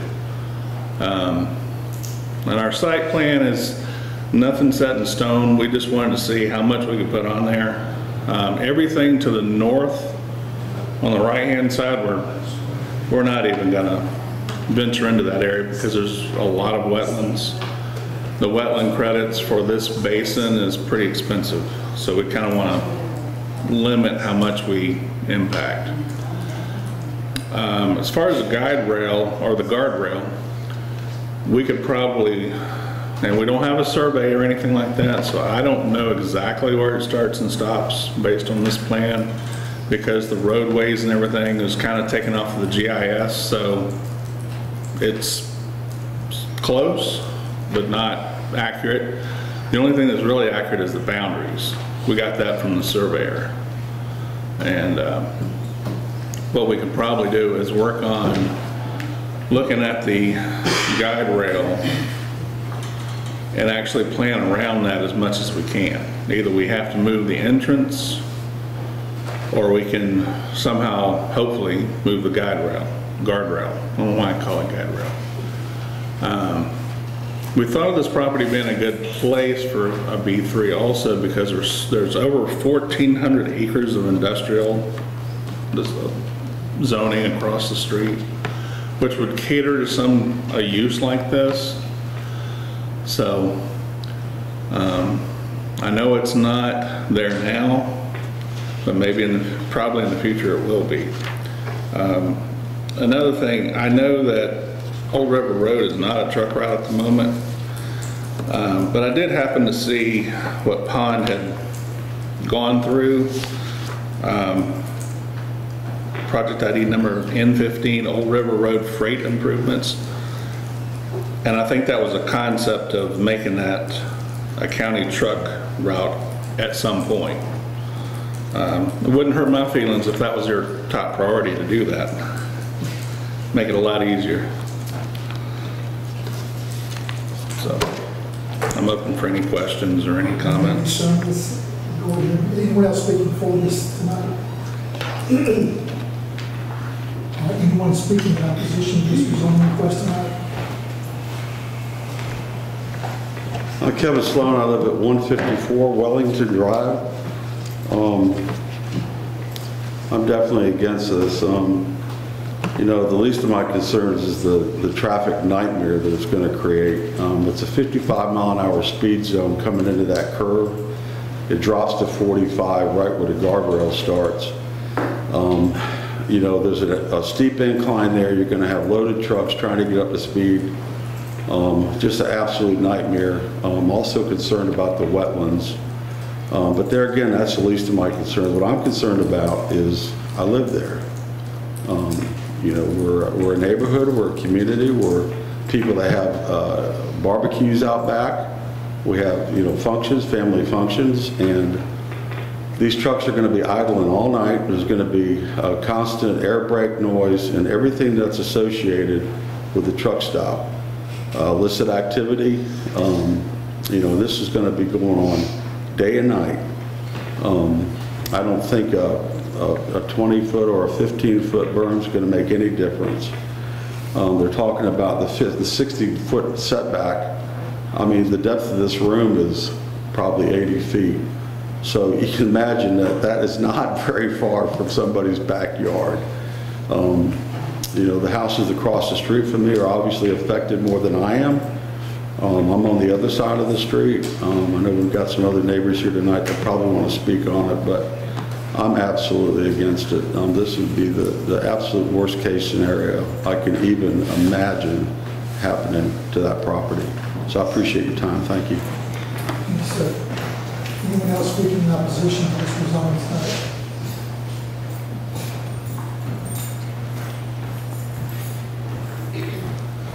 Good afternoon. I was at the last meeting, a lot of Did you get your different... name for the clerk? Need to get your name for the clerk for the record, please, sir? Donnie Arledge. Thank you, sir. A lot of different faces, I reckon, so I'm gonna say pretty much what I said before. I'm definitely against it. Been there 34 years. And when we bought up there, we bought for a little hole in the wall to raise our kids. And we did, but some of us was raising grandkids now. Y'all know how that goes. I'm also worried about around a truck stop. All I've ever heard is about prostitution. I got truck drivers as friends, and that's all it is. Tap on the door. If they want them to come in, they let them in. And trash that's going to be thrown over the wall or the barrier there. We don't need that kind of stuff. We started 30 years in this little community. We got a good little bunch of folks there. You know, we're not like we're best friends or nothing, but we do. If one needs something, the other one's there for them. And we don't want all this trash and prostitution and trucks running all night. Can't even hear the crickets if you get that. You know, that's something that we fighting against and probably gonna keep fighting as long as it takes us. Either win or completely lose.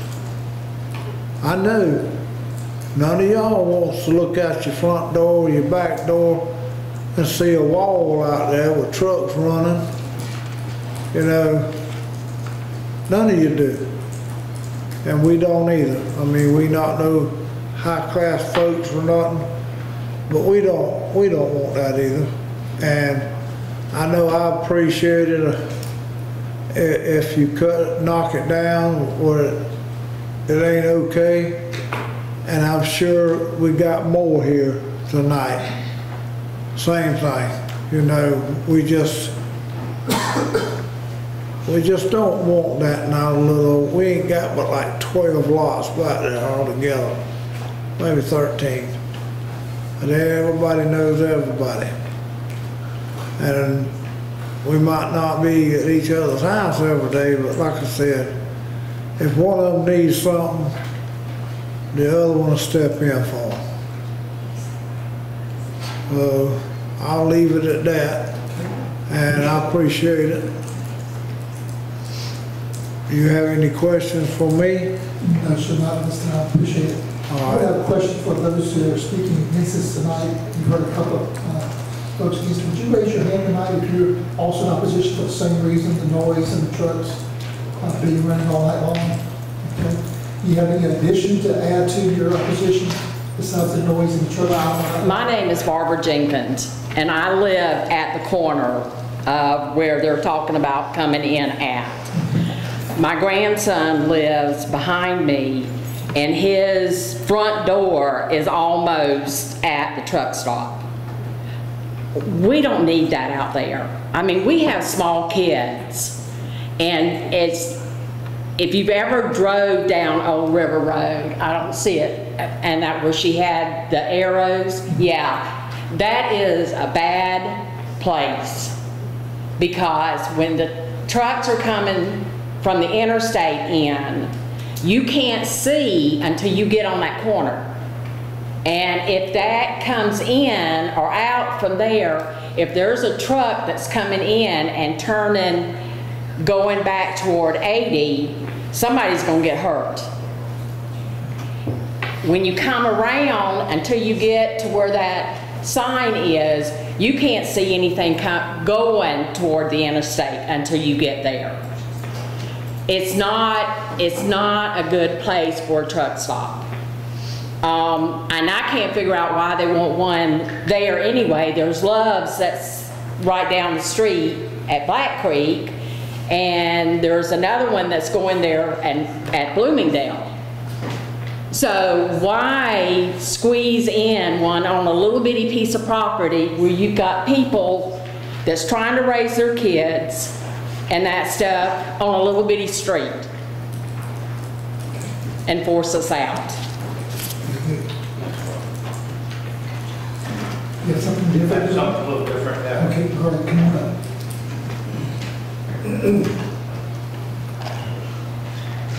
My name's Joe Fisher. I live at 235 River Road, Spur. You want to repeat that at the microphone? Could you repeat that at the microphone? We record as we get the Oh, okay. Joe Fisher, 235 River Road, Spur. Yes, sir. Okay. I was here at the last meeting too. Basically what I did was I did a little research on the company that's selling the properties, Colliers. And as that picture shows, actually there's, they have two properties for sale there. Our property, which is about 20 acres, and the other one across the street, which looks like it's about 60 acres. The access points to either one, like everybody's been saying, the one on the right or the one on the west it's a tough curve to make.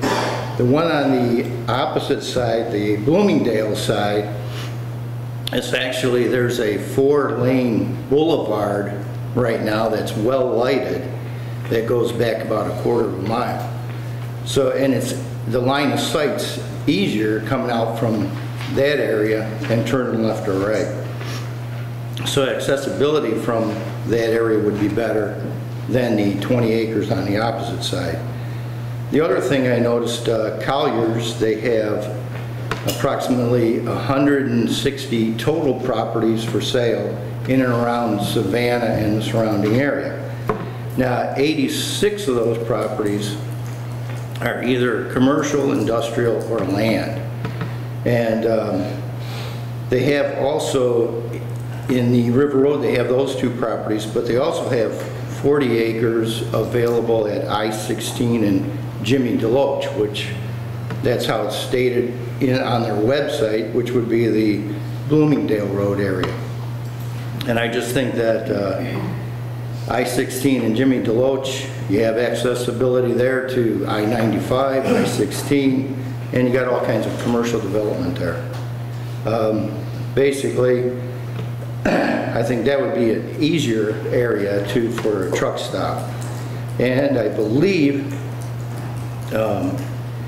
I believe it's the property, the way they are designing it is supposed to be 10, is it supposed to be 10 parking spots for trucks? Yeah. 10? There's 20. Oh, okay. Across the 2 at each station. Oh, okay. Well, I'm thinking if there's 10 and 20 acres or whatever that number is, If you got 60 across the street, you got 3 times as many. And if you have 40 acres down at Jimmy DeLoach, you have twice as many as what you could do. And last time I was here, we had a lady truck driver who said the toughest thing for truckers is finding a place to sleep, because there's 11 truckers for every 1 spot. So if you can get as many spots as you can get in 20 acres, you can get 2 or 3 times as many at 60 across the street, or at 40 acres down in Jimmy DeLoach. Thank you. Thank you. Anyone else speaking in opposition with something you want to add to what's been shared already? Seeing when I'll close the public hearing, we'll may have some questions on that too. I'm going to start off with some concerns and questions I have. You know, one of the things we have with, I want to hear from your side. That's some things I learned from the past. You know, we want to transition from industrial property to residential property. We've talked about that and other issues. This is not an industrial request, but I see having a truck that's spending the night, it's running all night long. That was the issue we had with trucks pulling into industrial properties, is that we wanted that 300-foot buffer to allow for that lights, quiet, and space between residentials. So it's required for industrial, and this is getting very close to an industrial type development in my thought process. These are questions, I want to hear what you say in your commission, in your district, but it's already zoned B2, so it could be a convenience store. The question goes to B3, whether you're going to have trucks that can park there and spend the night there. That's the issue that we're looking at reporting. Because B2, they could have a convenience store. They could come in and fuel and exit. But I'm really hesitant about opening up to something that's more like an industrial area right next to our residents, because that's what we want to protect against as we transition. I understand there's industrial in the area, but that industrial park is way back off the main road. So that really impacts our residents currently. So with the B2, just bring that to like the commission, they should have a convenience store. It's a great location for a business, but it doesn't have the trucks running all night long. They pull in, they get the gas, and they exit. And that's already approved on the zoning guidelines. So the question is overnight. So you have some comments? Oh, yeah. Mr. Ford? I put quite a bit of time into this, and I actually went over the property yesterday and walked it. This is a perfect property for a convenience store. I don't know if it's big enough for a truck stop. The biggest concern, though, I rode down Schumann and then the Wellington Drive, and this property is literally right on top of these residents. I don't think a 100-foot buffer with the berm would address the issue. I also called our planning board, Mr. Larson, and talked to him, and you know, the opposition was due to noise and lighting. And then I also talked with a couple of truck drivers that I know, and they said it's not so much the truck side, it's the reefer unit starting up, shutting down, starting up, shutting down. And then these trucks are going to be coming in and out all night. Typically, I'm in favor of property rights for the owner, but I believe this would be absolutely detrimental to the community. But it can have a convenience store that they can run 24 hours, but cars versus trucks. And trucks sitting there at your back door idling. I mean, like I said, I can park in Wellington Drive and see trucks on that 16. So I know when they're parked right then, I could hear them clear as day. So I know that trucks backed up behind these folks' houses would be worse. With the industrial across the street, if they had a 300-foot buffer, I might feel differently about the buffers rights in this. But yeah, with the something less than 300 foot, I think it would cause harm. That's my 2 cents. I mean, I'll chime in. I agree with everything y'all said. I don't have anything new to add. But, yeah, I agree with I just don't see where we could address the noise issue. Yeah, that's my point. You gotta look at the truck stop almost as industrial. That's the noise and the lighting you're gonna have. Trucks can be. It's going to be complicated. That's all I should have. The same way, I'm all for an entrepreneur trying to go in, small guys, develop his own truck stop. He gets these big boys and stuff. being in that business personally, truck operators rather allowed to put 40 of them there. It's going to be allowed. Doesn't care if you have a car or not. I think the transition would not be there, that you're looking for between that heavy industrial B3 and residents. Maybe that fabrication works on the side and Right behind the house. all the houses. It makes, It's a great place for a convenience store. yeah. The big trucks are good. You know, I get it, that people can charge for those spots, for these things, they stay overnight, they can charge per spot, make it another revenue stream, look at the industry. Not a big expense in home ownership. I said there's a bigger buffer, I'd be more for the property rights and all right there, but it's not a buffer. I typically would support it, but I just don't, when I drove over there, I walked the property, I just don't see any way. It would be better for those. So, with that, I'll make a motion that we deny this request. Right, motion by Mr. Floyd, second by Mr. DeLoach to deny the request. All in favor say aye. Aye. All opposed, no. And it's unanimously denied.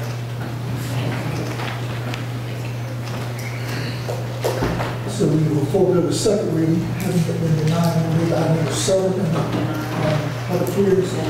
The planning board recommends approving an application by Ricky Shaver of Solera, I'm not pronouncing that right, to rezone 2 local acres located at 385 Shellhouse Road, AR1 AR2, allow for the creation of a home site, and the 398 parcel 14A in the second district. This seems pretty simple, so we keep it really good. Okay, so there are two, Ricky Sarver has two requests. One is a variance. The real request that he came to us with was for a rezoning of 2 acres in his tract. I was unable to sign, and that could have gone through, there's no issue with that. What I cautioned him though, that I would be unable to sign a plat because it's on a private road. It's more than, it'll be the 4th lot on an easement. So once again, we're bringing before you a 4th lot, 4th or more lot on a private road or easement. And staff are recommending denial simply because the ordinance seems to push us that way. However, you all have considered several applications this year for variances for parcel splits on private roads, and this is really no different from the ones that have come before you. Mr. Sarver, I think, is here. And he can speak to it, but basically this is a large acreage that he has split off, acreage for family members, and he currently wishes to split off too. So the rezoning request, which is next, is why he really came to us, and then we told him that the variance in order for us to.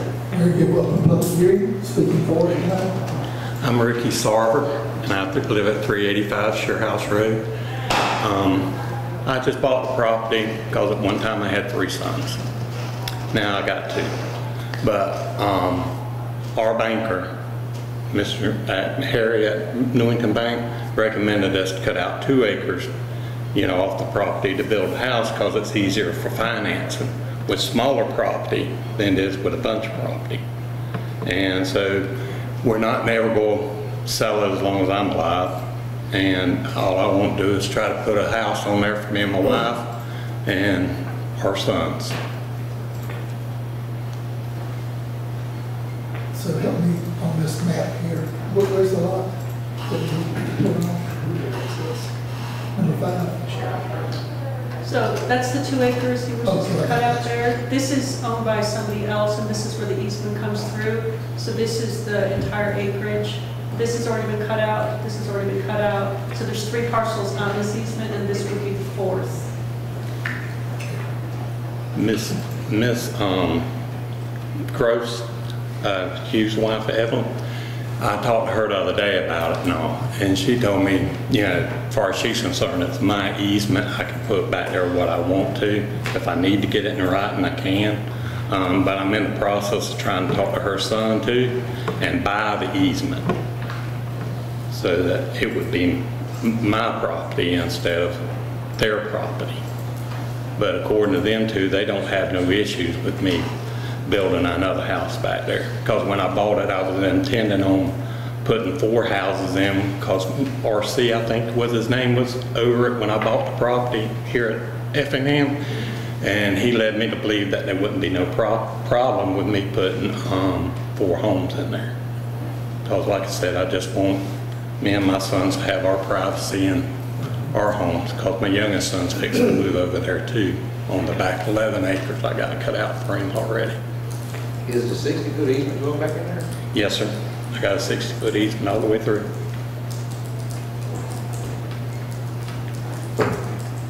Lee, you hear anything that sounds different from what we've been doing? Who maintains the easement now? I do.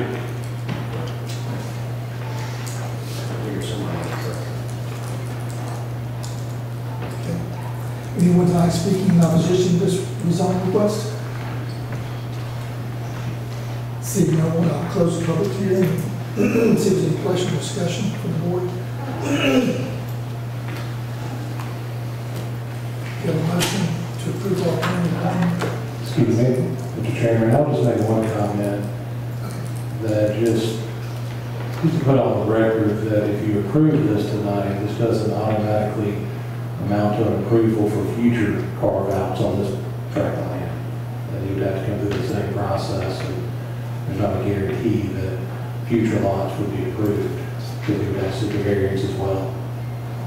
All right, so would we add that as a condition then? Just make that note in the minutes? Right, just make that notation, that's part of your thought process, that, you know, again, that it's not a condition, it's just, if you decide to approve this tonight, then, you know, it's not going to lead to future approval, you have to come back and go through the same process. I guess what I'm getting at is, if it's sold to someone else, and his family's completely gone, and somebody wants to come in there and carve up, you know, 20 lots, and now we have an issue. So no, appreciate that. Thank you, Ben. Any other discussion? I just keep worried about these private drives and going in, you know, I'm not going to buy it, but a lot of other people do it. I think we need to talk about on CAF 4, when we have issues down the line. A lot of issues with private drives. So as we said, it's on there.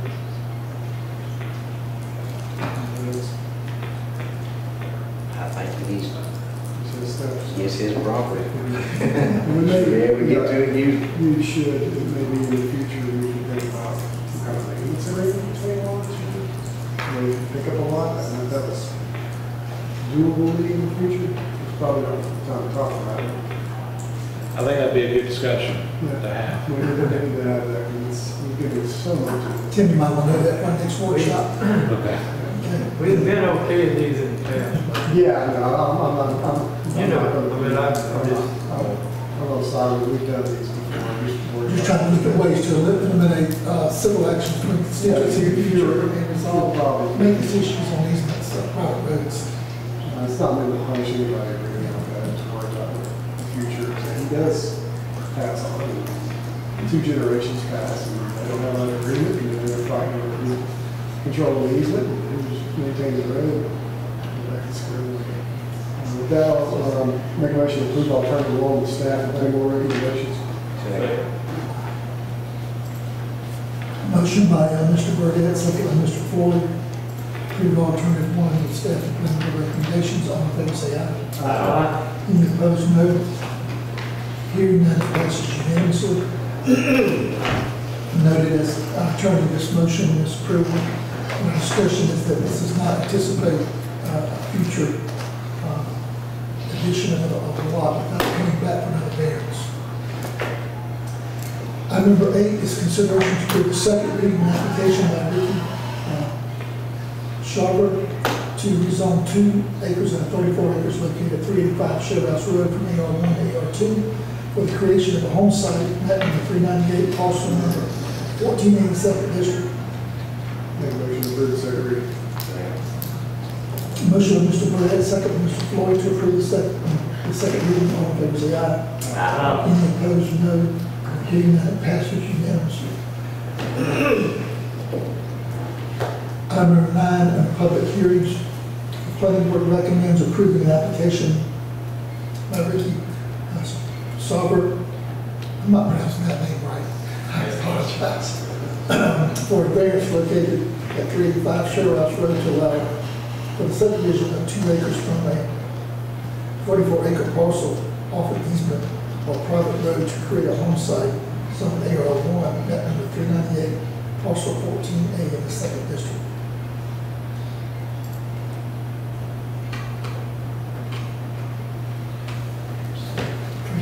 This is the variance part. Yes. Oh, I'm sorry. Because they were, I actually had them as a variance first and rezone second, so that threw me off. Because the rezone would be possible without the variance, but you did the rezone first, that's good. The variance, as I said before, it's from the ordinance requirements that limit the number of parcels on the private road and easement. Okay. Anyone tonight speaking for this variance? I'll note that you've already spoken for it, for the record, Mr. Sauber. Anyone tonight speaking in opposition to this?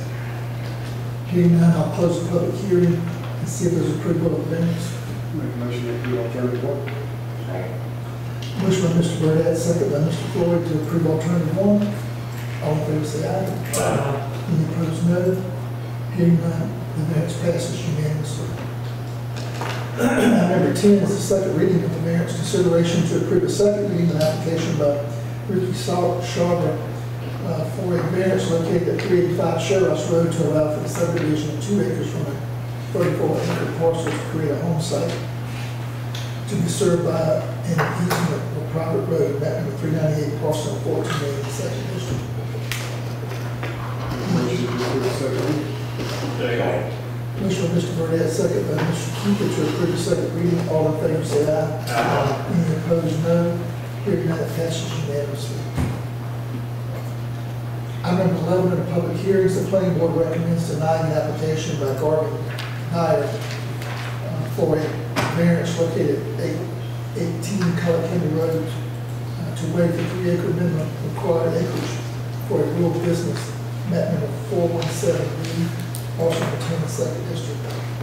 So we first heard of this, we first met Mr. Dwyer when he came in looking for a business license, and investigating the business, we determined that it really better suited a rural business or something similar to that, because it's certainly not a home occupation, it didn't seem to fit into residential business conditional use. So for a rural business, as you know, we require a 5-acre minimum lot, and 3-acre minimum lot is required. Mr. Dwyer has a little over 1 acre, 1.32 acres, so he doesn't meet the rural business conditional use requirement. However, the business has been running for a few years. He boards dogs. I think it's a day boarding, although some neighbors did mention they thought they heard dogs barking at night. But in any case, it is a dog boarding and training facility on 1.32 acres that has been running for a few years without our knowledge. And once he applied for the business license, we were unable to process that without getting either a rezoning or conditional use or some sort of approval that we could, use to process the business license application. So this variance portion, it's a two-parter again, the variance would be necessary in order for us to then consider the rural business conditional use. Staff recommended approval on this, given that it is operating. We've never heard a complaint about it. We didn't know it existed even. At the planning board meeting, however, some neighbors did come and talk about how they were bothered by barking dogs. They were concerned about dogs that maybe could get loose and maybe could enter their property and maybe harm their children. So they took the public hearing as an opportunity to express their concern about the business, which they knew was operating, but they never complained about. They did express their opposition. And the planning board decided that it was not a suitable location for a dog boarding business, especially if the expansion were in the books. So they recommended denial. Open the public hearing. Anyone tonight speaking in favor of this variance request? Is a copy of it tonight that's asking for this variance request? Anyone tonight speaking in opposition to this variance request? Seeing no one, I'll close the public hearing. Comment, I think if you want this variance, you need to be here as a property owner. Yeah, and I have a hard time approving something that might set precedent just because you have a business without approval, that doesn't justify, it sounds like paying $40,000 for the board. And it's across from the school, this is, not really, where do we get across from the school, or back to your neighbors? 1 acre is not This is not I got 2 dogs. I live on the half acre lot across the street, that's an acre away. It drives me crazy, so I can't imagine her down there. Especially the dog business. I tend to support the planning board's denial of this one, but I entertain a motion. I'll make a motion to deny the request. Second. Motion by Mr. Burdette, second by Mr. Deloach to deny the request. All in favor, say aye. Any opposed, no. The request for the variance is denied. Don't need a second reading, so we'll move to item 13. After public hearings, the planning board recommends denying the application by Garvin Dyer for a conditional use of rural business located, is that going to be rural way too? Four of them in a row. Yep, so we'll get rid of 13 and 14. 15 No, on the 13 and 14 are denied because the variance was denied. Okay? Move to item 15. Yeah, I'll just go ahead and vote. Okay, all right. Today's recommendation, we'll go ahead and take a vote on item number 13. Planning board recommends denying application by Garvin for a conditional use of a rural business located 818 College County Road, zone AR1 for a dog training boarding facility, Georgia Pine K9, map number 417B, parcel 10 in the 2nd district. Motion. Mr. Chairman, this public hearing, so I would open it up. Okay, we'll open the public hearing. Thank you. Anyone speaking for? This conditional use. Anyone speaking against? No, the property owner was not here again to speak for this conditional use. I'll close the public hearing. Entertain a motion. Make a motion for alternative 2, which is deny the conditional use for rural business. Second. Motion by Mr. Burdette, second by Mr. Floyd. To deny the conditional use for rural business. This is item number 13. All in favor, say aye. Any opposed, no. Hearing none, that's denied unanimously. So 14 becomes mute. Move to item 15. The planning board recommends approving an application by Clint and Lisa Hurst for a variance located at 2540 Highway 119 South to allow for the use of a camper RV as a temporary dwelling during the construction of a residence. Map number 320, parcel number 23 in the 3rd district. So the Hursts are requesting variance to allow them to live in a camper on the site to feed their horses. They are currently building a house, they are currently building an accessory building and stables. We have building permits for all of their inspections are underway. They simply want to be able to live on site so they can care for their horses. And as you see, it's a large parcel and they're located at the far back where they're building all of their structures. And it's just, they've asked, we've offered, or the standard has been 6 months, and they're happy with that. They think it can be done in plenty of time to meet that requirement. And as you know, the code enforcement will follow up periodically, and we'll get, the building inspectors also keep us informed of progress on these kind of cases. Okay. Open a public hearing. Anyone speaking in favor of this variance tonight? Anyone speaking tonight in opposition to this variance request? Seeing none, I'll close the public hearing. See if there's questions, discussion, or motion. Mr. Chairman, I'm familiar with the property. It's looking good so far. What we're doing is going to be a nice place. And I make a motion to approve the staff and board recommendations. Motion by Mr. Lowe, second Mr. Kiefer to approve alternative 1, the staff and planning board recommendations. All in favor, say aye. Any opposed, no. Hearing none, it passes unanimously. Second reading, consideration to approve the second reading of the application by Clint and Lisa Hurst for a variance located at 2540 Highway 119 South to allow for the use of a camper/RV as a temporary dwelling during the construction of a residence. Map number 320, parcel number 23 in the 3rd district. Motion for second reading. Make a motion to approve second reading. Motion by Mr. Deloach, second by Mr. Loper to approve the second reading. All in favor, say aye. Any opposed, no. Hearing none, it passes unanimously.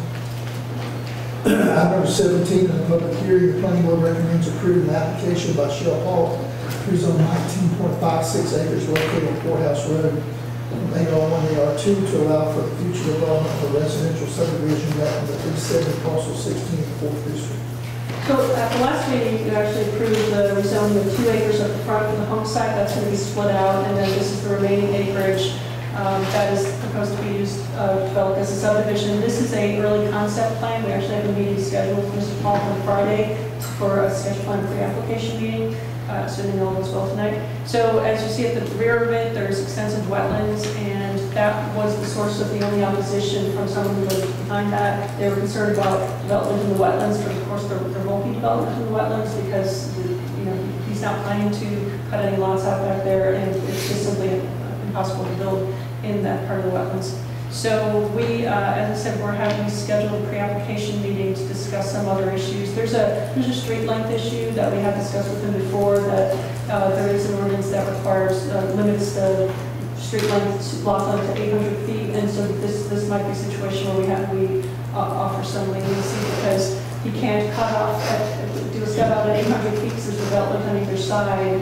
And if you were to go back any further, it takes them into the wetlands so in order to be able to access, for example, this, because that was our initial response was, why don't you do a step out to here? Well, wetlands are all back here. You can't develop back there. So he's really kind of limited to the front 2/3 of the property for development. But in any case, this is a request to rezone from AR1 to AR2. The proposal is to have a community water system and individual septic systems, and staff's recommending alternative 1. Okay, open public hearing. Anyone speaking in favor of this rezoning tonight? Good evening.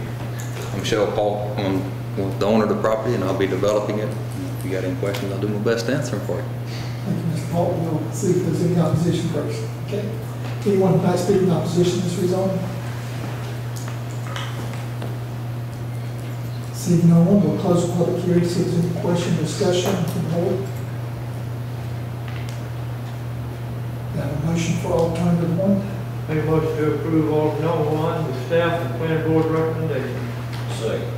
Motion by Mr. Loper, second Mr. Deloach, to approve alternative 1 with staff and planning board recommendations. All in favor say aye. Aye. Any opposed, no. Hearing none, it passes unanimously. We need a second reading consideration to approve the second reading of an application by Shell Paul to rezone 19.56 acres located on Courthouse Road from AR1 to AR2 to allow for the future development of a residential subdivision map in the 370 parcel number 16 in the 4th district. Motion to approve second reading. Second. Motion Mr. Loper, second Mr. Burdette to approve the second reading. All in favor say aye. Aye. Any opposed, no. The second reading is approved unanimously. Item number 19. Planning board recommends approving an application by Dave Burns for a sketch plan located in Early Street for a 5-lot development named Early Street subdivision, map number 388, parcel number 4 in the 4th district. So this parcel was rezoned a few months ago, and it is proposed to be served by a city of sprinkler water and individual septic systems. Because it's 5 lots, it is considered a major subdivision, so we back to the sketch plan. We did have a pre-application meeting, the sketch plan pre-application meeting. We did discuss drainage because that was brought up in both planning board and board of commissioners meeting, public hearings, where neighbors in Hawk Hamlet were concerned about drainage and just the general, what they consider dense development for this parcel. But anyway, we did have a pre-application meeting. We did discuss drainage. Initial sketch plan was submitted and reviewed by our review engineers, and they did have some comments on the drainage. So at this point, we're prepared to recommend approval of the sketch plan with there is a condition that the drainage plan must be approved prior to any building permit application being submitted. So it's in progress. We're confident that they'll come back with something that's workable, and it's just there won't be any building permit applications until that final approval from our review engineers comes through. You don't have a sketch plan? plan? Oh, I'm sorry. There we go.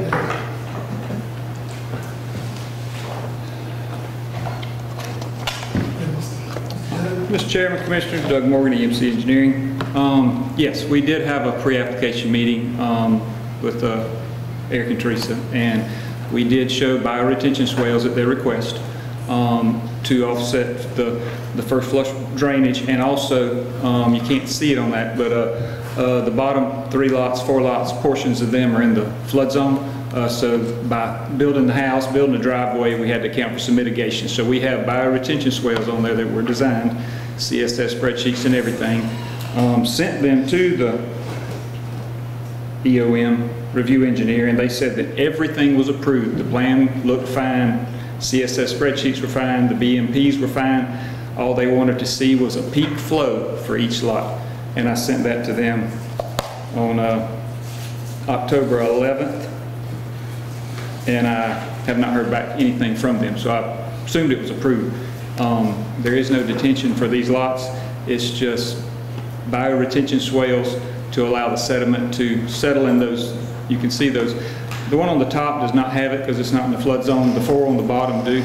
All these lots in the back are over an acre. The 2 on the front are 0.66 and 0.75, I believe. So they're all 3/4 of an acre or more, basically. Yeah, that was the county just wanted us to provide for a bioretention swale to let that water and sediment settle out before it got into the creek. So you aren't going to float anybody's house off? Exactly. But we submitted all the information, and I just have not heard back from them since October the 11th. Very good, thank you. Yes, sir. Any other questions? Is there a cul-de-sac or anything at the end, or is it just a dead end? Or? No, it's just a 18-foot dirt road, which is allowable for to serve 3 lots. It's in a 60-foot easement. We are extending a water line in that easement. There's a blow-off hydrant at the bottom, at the back of the cul-de-sac. It was brought up at the planning board meeting about why we can't tie into Hawk Hammock Road. Well, Mr. Smith still owns a 5-foot strip all the way down that edge that it's a non-access that we can't cross. So we don't have access to the Hawk Hammock right-of-way. So we have to come in and out off of Early Street. 2, we'll have driveways on Early Street, and 3, we'll access the 18-foot dirt road. Okay. Any questions? Do you have a motion to approve alternative 1? Any motion to approve alternative staff and plan board recommendation? Motion by Mr. Lopez, second by Mr. Burdette to approve alternative 1 with staff and planning board recommendations. All in favor say aye. Aye. Any opposed, no. Hearing none, it passes unanimously. Thank you. Item number 20 in the public hearings, the planning board recommends approving the application by Adam L. and Amanda Davis for a ranch located at 2180 Call Road to allow for the use of a camper RV as a temporary dwelling for the construction of the residence. This is map number 391, parcel number 8B01 in the 4th district. So these applicants are in the process of getting the building plans finalized, and there's currently no building permit application on file, but we understood that they did apply for an electrical permit, and that's how we found out the plans for the camper. So they were advised to hold off on that until the variance was approved. And at the planning board, they did tell us that they were still working on the building plans and expect to get them soon, and then we'll be submitting building permit application. And at that, the planning board did opt to authorize up to 8 months for the RV to be occupied up to 8 months to allow time for construction. And the applicants felt that would be enough time. Okay. Anyone tonight speaking for this variance?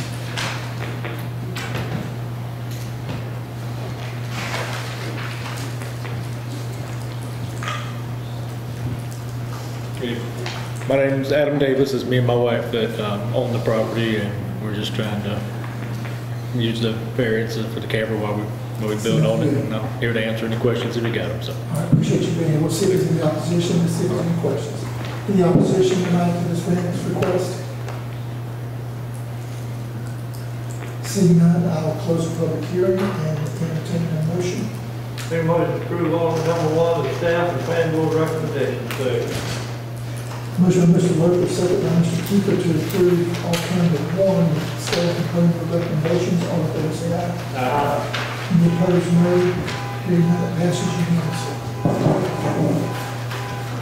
We'll move to the second reading, consideration to approve the second reading of an application by Adam L. and Amanda Davis for a variance located at 2180 McCall Road to allow for the use of a camper/RV as a temporary road during the construction of a residence at number 391, parcel number 8E01 in the 4th District.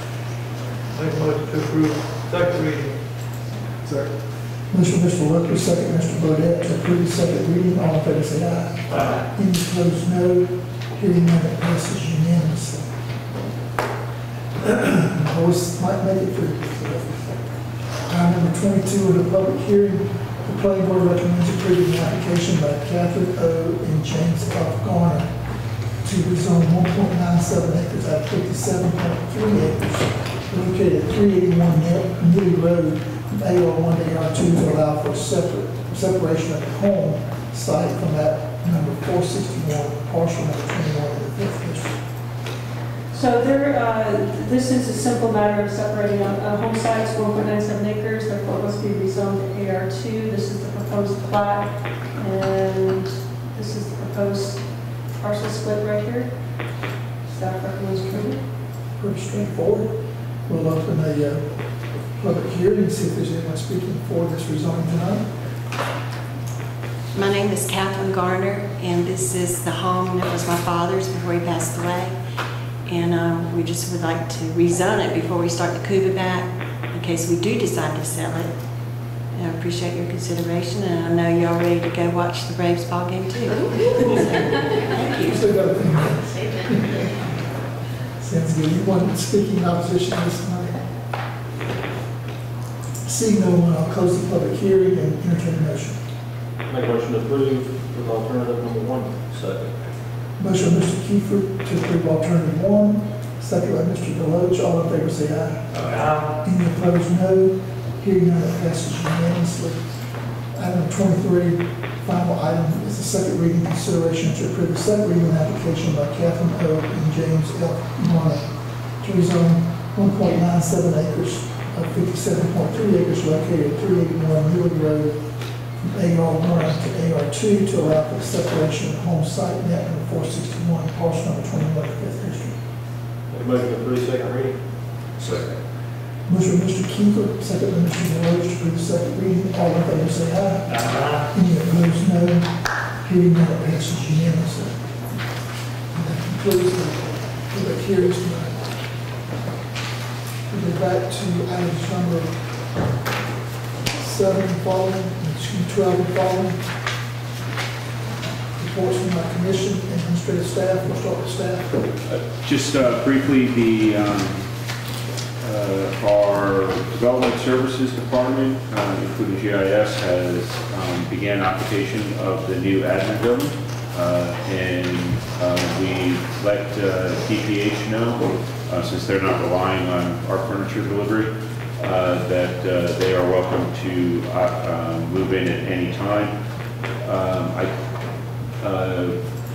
The thought was that we may want to have some sort of ceremony once the furniture gets in there before we begin to occupy it. Give a public tour of it as well, because it's some of the features in there are pretty state of the art, and so until we get that firm date on the furniture, we won't. We're probably better off just holding out on locking down on the date, but. As long as that's okay with you, we'll kind of start the process without a date, so that when we do get that date, we'll be able to turn it on. Clerk's office is already working on that on your behalf, so a ribbon cutting ceremony. I don't think Already we're cutting working on it. some refreshments and reception will be Got it good. covered. Anything else, Mr. Chairman? And that's all I got. No breaks. My clerk? Yes, sir. Very quickly, you have those bags in your seat is your course material for the ACCG conference, which begins on the 12th, I think, of November. I've included some additional information that notes which classes you're taking, so that'll kind of help you out. Now, if you recall, I'm going to get to that. If you recall, you have to choose your lanyard color for your comfort with the COVID. You all have yellow. which is kind of the middle ground. The green is completely open, yellow is middle ground, and red is to, you know, kind of keep your distance. Yes, but if you want to change it, you can do that when you get there. Okay. The Get all three colors, then you talk to it. That's right, check it out. And lastly, your rules of procedure have not been updated in quite some time. So I worked on that over the past few weeks, made some changes. Then in collaboration with the county attorney, there may be some additional changes. But if you could look it over and give us some thoughts and guidance on how you'd like that to look outside of what we've already put together. Any changes that have been made are highlighted in red. And that's all I have. I appreciate it. Before we read that. Yes, sir. Thank you. All right, anything from staff? Anything from my commission? I'm good. Yeah, I got two things. One, and this may be an executive session item for another time, but are we doing any just regular advertising for the building official now that Jimmy's gone? Or I was going to send that out. I actually, we did do advertising. We did post a position. We got 4 responses. One, we felt the qualifications weren't where we needed to be. One then summarily withdrew. We interviewed 2 people. We have Jason Carangelo is the individual that we're going to offer the position to. He was actually a inspector down in Savannah, became head of, I think the head building official up in the city of Richmond, Virginia. He's a licensed architect, and just felt he was not feeling at home in Virginia, never gave up his house in Lincoln, and is moving back down here, so the timing worked out well. And so we believe he will be able to start November 15th, somewhere around there. We spoke to him today. Okay, good. The second thing is, and this isn't something that we normally talk about, it's not real fun, but I recently had an employee bring something to my attention. When all the different things we deal with, this is just something that is not on our, I guess, normal topic of discussion, but our bereavement leave policy. I recently had an employee approach me, and he said, you know, Jamie, here's something I want you to think about. He said, you know, a while back, my father passed away, and I had to take my actual personal days, my personal time off to be with my family. He said, you know, a place I used to work for, they offered 3 days bereavement, which would be 3 days paid off time. And, you know, and he brought up a good point is, he said, you know, what I'm concerned about, he said, I had plenty of time to take off. It didn't affect me as far as days, but, you know, some of our single parents that may be out there have to take time off with their sick kids, and then, you know, something happens, and have to take time off, which is, you know, obviously a terrible situation. And I actually did some research, you know, Mayor's Bank. I looked at what they did. And I'm not saying we have to do exactly what everybody else does, but I just think we definitely need to discuss it. Mayor's Bank, they list out what the immediate family definition is. And then they give 3 days per occurrence. Wells Fargo, they give 10 days per occurrence. Now, I'm not saying we go, you know, that much. I think Gulfstream, I think it's, if you're within 150 miles, they give you 3 days. I think if it's over 150 miles, they give you 5 days, because they account for travel time. Georgia Power did 3 days for father, mother, grandfather, or mother-in-law, mother, father-in-law, and then 1 day for aunts, uncles. But if it's okay with y'all, I would really like for us to do something. I mean, if we start out with 3 days, 3 days would be a good number. Do 3 days, start out with that, but if y'all are fine with it, I've had some conversations with Vicki. She could draft something up, bring it to us for us to discuss, and, you know, vote on it, or either tweak it or whatever, but I just think it would be appreciative from our board. Especially the city, the way things are, you never know these days.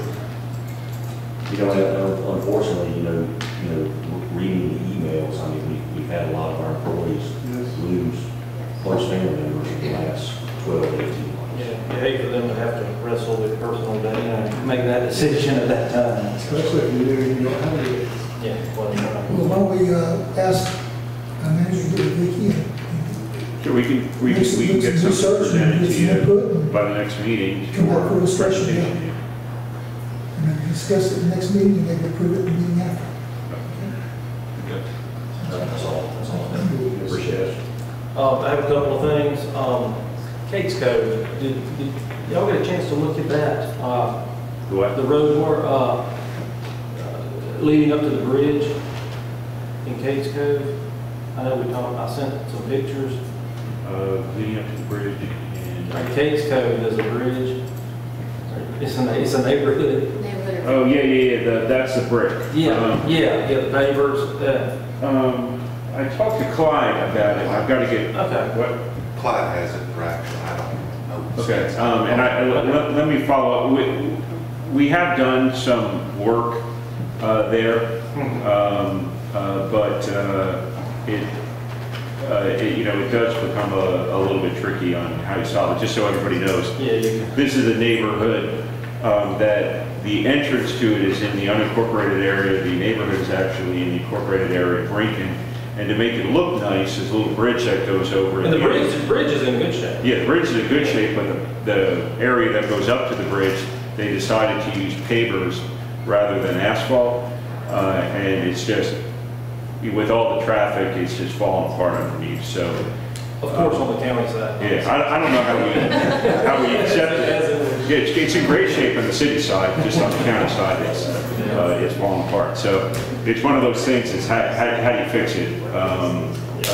It's not in a condition where, there are roads that are obviously in much worse conditions than this one. The residents have indicated to the the homeowners in there, they have money that they're willing to participate, Right, so they've indicated that they're willing to participate. It's just a little bit of a tricky situation. So I'll get another call tomorrow. Yeah, I'll follow up with So we're looking for a solution and cost to bring back to the board? Yeah. Okay. And then possibly sit with the residents prior to bringing it to the board, just to find out what their thoughts are. The other thing, I talked to Letha Brazel. She's been trying, I don't know if your email, anyway, your emails maybe go into something else, but I think she said that the chairman has to appoint a board member to their board on coastal Georgia. I just forwarded you the information. She's going to have an email. If you will call her tomorrow, I told her. She emailed me the last 5-6 days. I can't remember the website. I know you had. I told her that. Yeah. I'll look yeah. at it and see. But I had to promise her I won't tell you. So. You see. Anything else?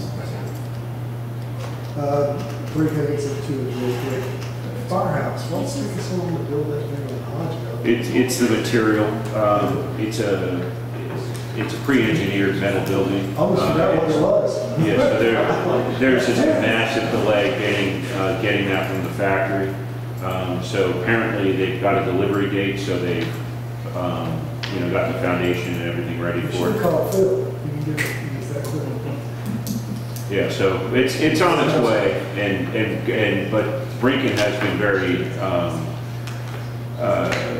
accommodating because we've had to kind of automatically extend that service agreement rather than take over a portion of the district where we own the firehouse service. And with that said, the state of how hard it is to build something, maybe we should consider extending that camper use when people want to do that.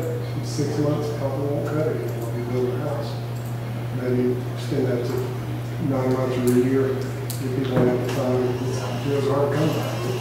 It's hard to squeeze that even a small house. In 6 months. And I'll bring up a point on that real quick, is we've been trying to arrange this, the waste pickup date, and it's been difficult because he's been having a hard time getting cans because construction projects are holding on to them for a substantially longer period of time than normal. We think we've arranged that, but that's what the holdup has been on it. And he, of course, can't get a factory to give him a new one, so you're right, it's construction's taken long. And lastly, I mentioned U.S. private roads. Where are we at as far as, I know we talked about a solution for some people. It wasn't great, but at least it was an avenue forward. And kind of where are we at with that one? We were going to try and have the zoning consultant come up with some wording on how we put that into the code. The conditions for accepting an existing private road, and those conditions were what we discussed at the retreat. What their obligation would be, what, if any, the county's obligation would be, and any sort of preconditions with regards to the condition of the road. So, special tax district, I think would be great. Like I said, it's not an awesome solution, but it's not better than nothing. Right now, as you guys saw, people are struggling with this, and we keep having it come up time after time. Perhaps we need to look at, okay, sure you can do this, we've got 5 lots back there, but we need maintenance agreements with these lots or something, going forward that way. I know if we could do something attached to a deed, if somebody buys it, then they really know, hey, this is the private road, and this is what this means.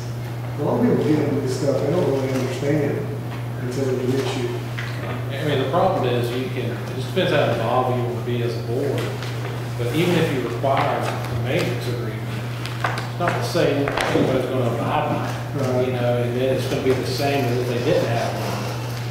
They're going to have to deal with each other. So, I mean, that's an option, but I don't know if it's a solution. Anything to tighten up? That's all I got. I just got 2 things. Got a call on the way over here on Blue Jay Road between 17 and Midland. There is a dip that a fellow says if you're in a large truck driving, it actually, when you go through that dip, it pulls your truck to the left. Okay. It puts you into the other lane. He said he's almost had several accidents there. I'm writing it down. I asked him all. And then I talked to Tim today about GDOT possible improvements at Old River Road, Sand Hill. Did you find out anything different? We're trying to schedule a meeting. I mean, there's multiple intersections and improvements that we want to sit down with the new GDOT District 5 and director and the old one. Yeah, and they were putting some scales, which I think if they did that, the guys would stay on 16 versus cutting down 280 and 80 and down through Bloomingdale. That's causing all the people on George Road through there a lot of grief. Right. When we were surprised just at the retreat, I had asked, they've taken a look at Sand Hill 80 for some improvements. I've asked, if they have some sort of preliminary plans for 80 and Old River, and they don't, which is probably one of the worst intersections that we have. And it's just going to get worse since they're upgrading the interchange at 16 and Old River. So hopefully we can get Rob McCall leaves in, I believe, December. He's retiring. And so hopefully we can get his successor and Rob to meet here, or heck, I'll go to Jessup to talk about that, just to discuss all of these intersections with state roads. And y'all know that Brad Saxon's going to be, well, no, I think he's already been appointed, but the assistant or deputy commissioner. He's under Russell Murray now. Oh, how about that? Yeah. That's good. What Eric and I were talking earlier, I just want to make sure they stay ahead of the school changes in the rate, the lane by the school on College County, so we don't miss that time when school's out that's coming here. Right. Please stay on top of that. If we miss that, we're going to wait a whole other year. Well, the hope is that we basically have the whole thing awarded for any changes on College County from 30 Hodgeville and that turn lane to award right as the school year's ending. Yes, sir. And they're parking in the ditch now to get into school, and it's just getting worse. You saw the thing Nancy presented, there's it expanded the school, and now it's becoming a nightmare. Has anybody pulled up the T-Splosh to see if it's passed yet? I just called Olivia, she doesn't have any results yet. She said probably not until 9. Okay. Until 9 o'clock, she'll have something after 9. Splosh.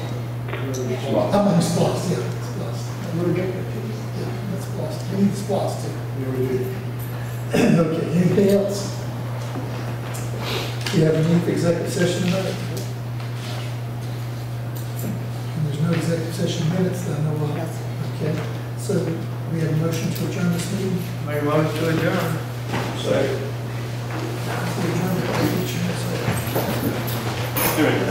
Motion to adjourn. Hey, if, yes, I told Grant, All in favor, say aye. Opposed, adjourned, say no. and us.